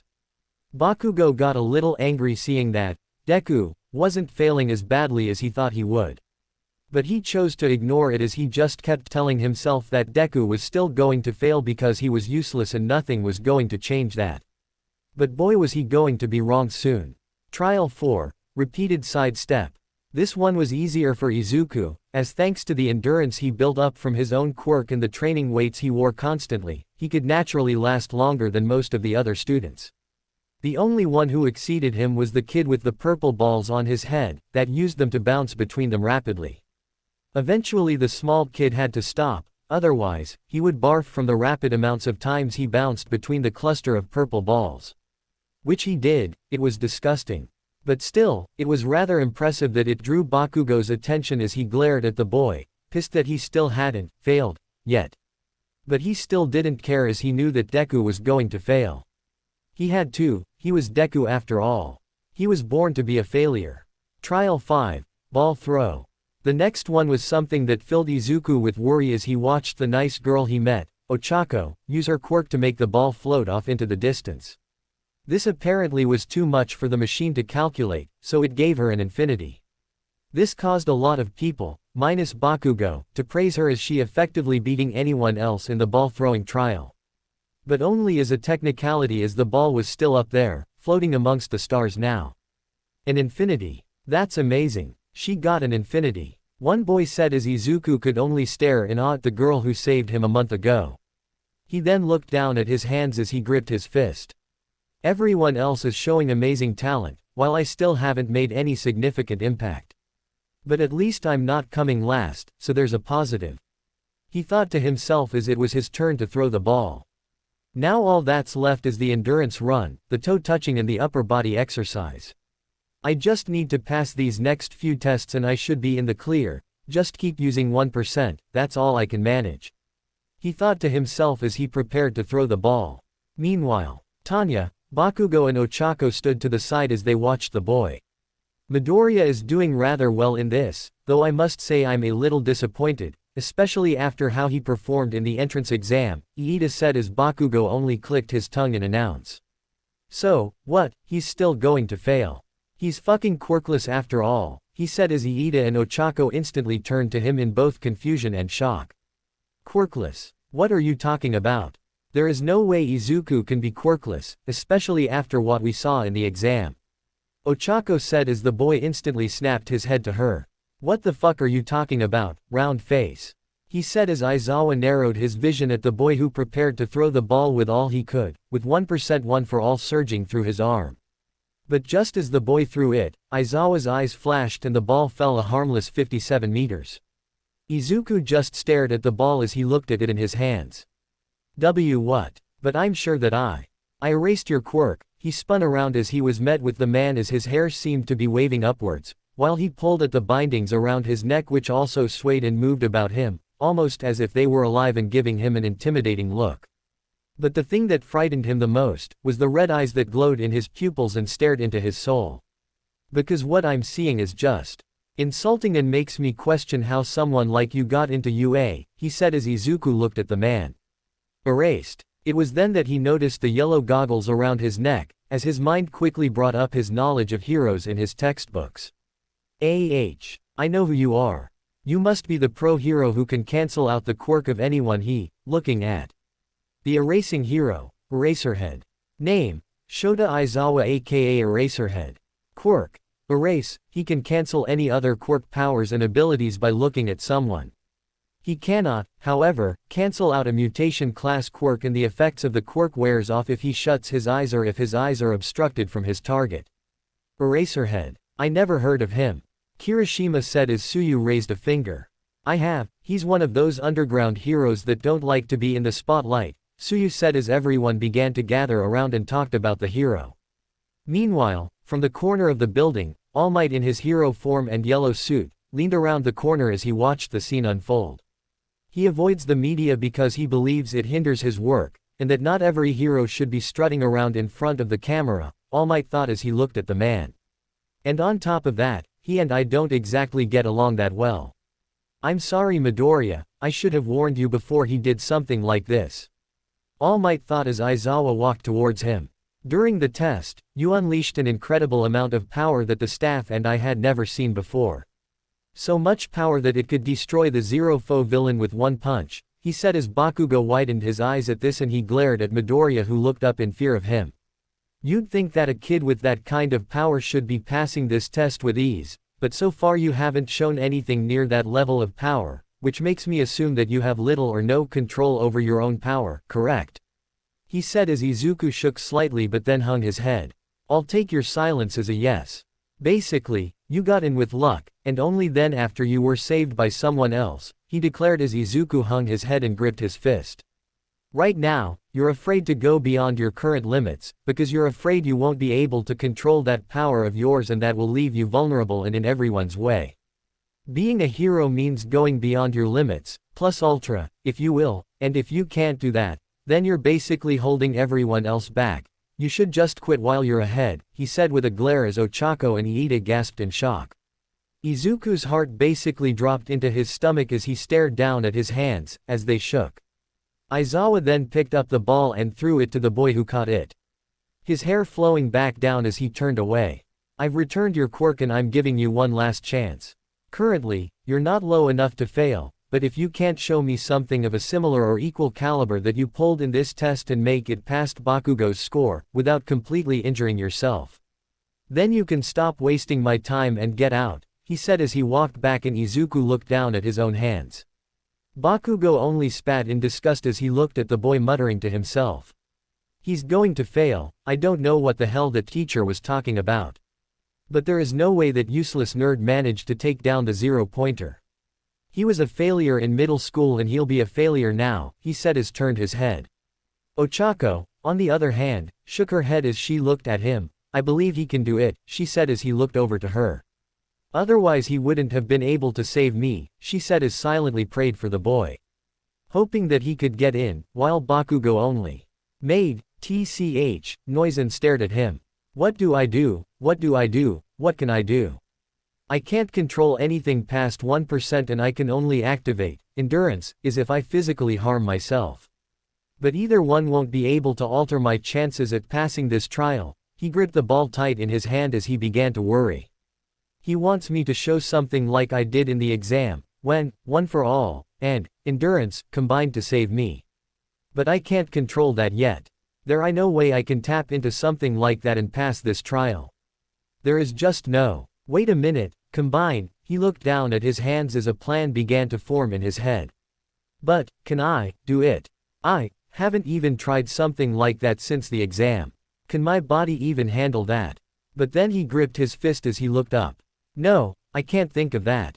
I need to pass this trial. Or everything I've done will have been for nothing. He then turned back as he looked Aizawa. Sensei, he said as the man looked at him. For me to do this, I need to activate my quirk's secondary function and that requires something a little drastic. It won't incapacitate me, but it won't be pretty. Is that all right by you? He asked as the man narrowed his eyes to the boy. What is he up to? He thought as for a moment he wavered slightly at the intense look in his eyes, but shrugged them off as he nodded. Like I said, you can do anything so long as you don't leave the circle and you can still move, he instructed as Izuku nodded. He breathed out a breath as he then let go of the ball and let it drop to the floor. The rest of the class watched with faces coated in confusion as the green-haired teen began to shake and touch his hands. What is? Before Aizawa or anyone could react, he pulled back his left arm and slammed his fist into the ground, striking the earth before him with a single, swift strike. He instantly grasped his hand as he hissed in pain, the knuckles already going red, but nothing like what he did during the exam. He needed more pain, he needed to go beyond this. Ignoring the horrified stares of those around him, Izuku pulled back his left hand again, continued his onslaught, hitting the ground over and over, releasing gasps and groans of pain as he struck the earth again and again. Midoriya, Izuku, Uraraka and Iida said as they watched him smash his fist into the ground. Sensei, you need to stop him. Uraraka pleaded as the man shook his head. He merely stated as she stared back at him with a stunned expression. But he'll hurt himself, she said as she was about to go over to him when his eyes flashed at her and his hair wavered.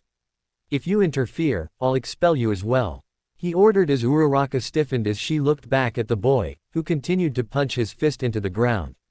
This is his test, if he wants to injure himself then it's his choice. You can't stop him, it won't affect his chances, he said as he glared at the boy. The others could only recoil and cringe as the sound of flesh hitting stone continued to echo in PE grounds. Some like the kid with the purple orbs and Silent Boy in the back got a little woozy seeing the blood dripping down his fist, while others like Iida, Kirishima and Ochako wanted to run up and stop him. While the rest could only stare at the boy as he hammered his fist constantly into the dirt.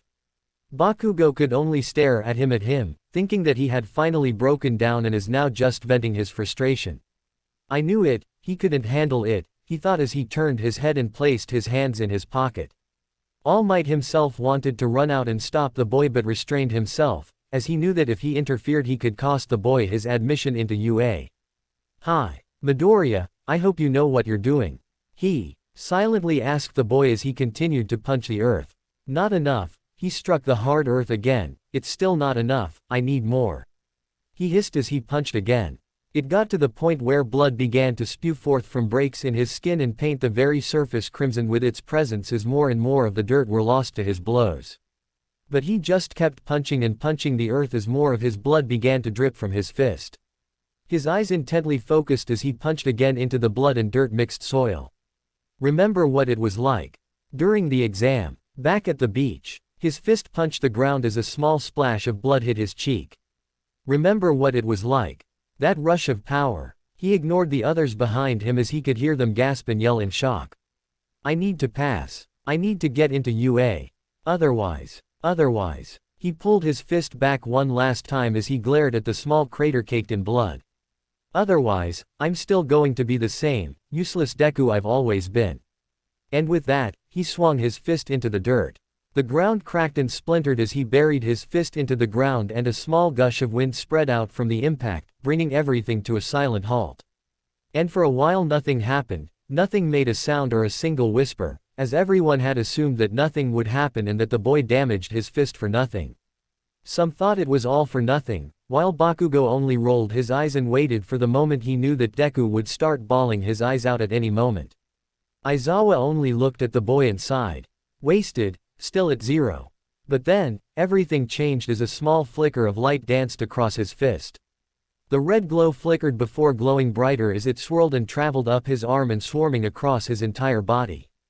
And for a brief moment, his hair flickered red as he looked and quickly grabbed the ball with his right hand, reared back his arm and began to throw the ball. At first, Aizawa assumed that he was going to go 100% and break his arm until he heard a small whisper from the boy. Not yet. He said as his arm was going into its full arch.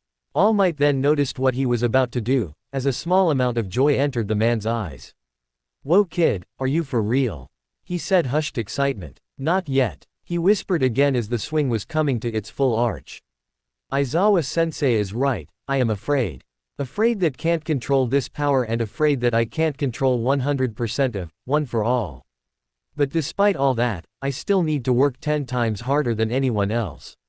And at this moment, he channeled 100% of, one for all, through his arm as it surged and then gathered on the tip of his finger. Right now, the red energy of endurance surged around his fist, while the small vein of one for all gathered at his finger. And for a moment, he felt it, as the two energies combined. I'll show him what I can do. And go beyond my limits. My plus ultra. Now, he said as he channeled the combined energies into his finger and yelled at the top of his lungs.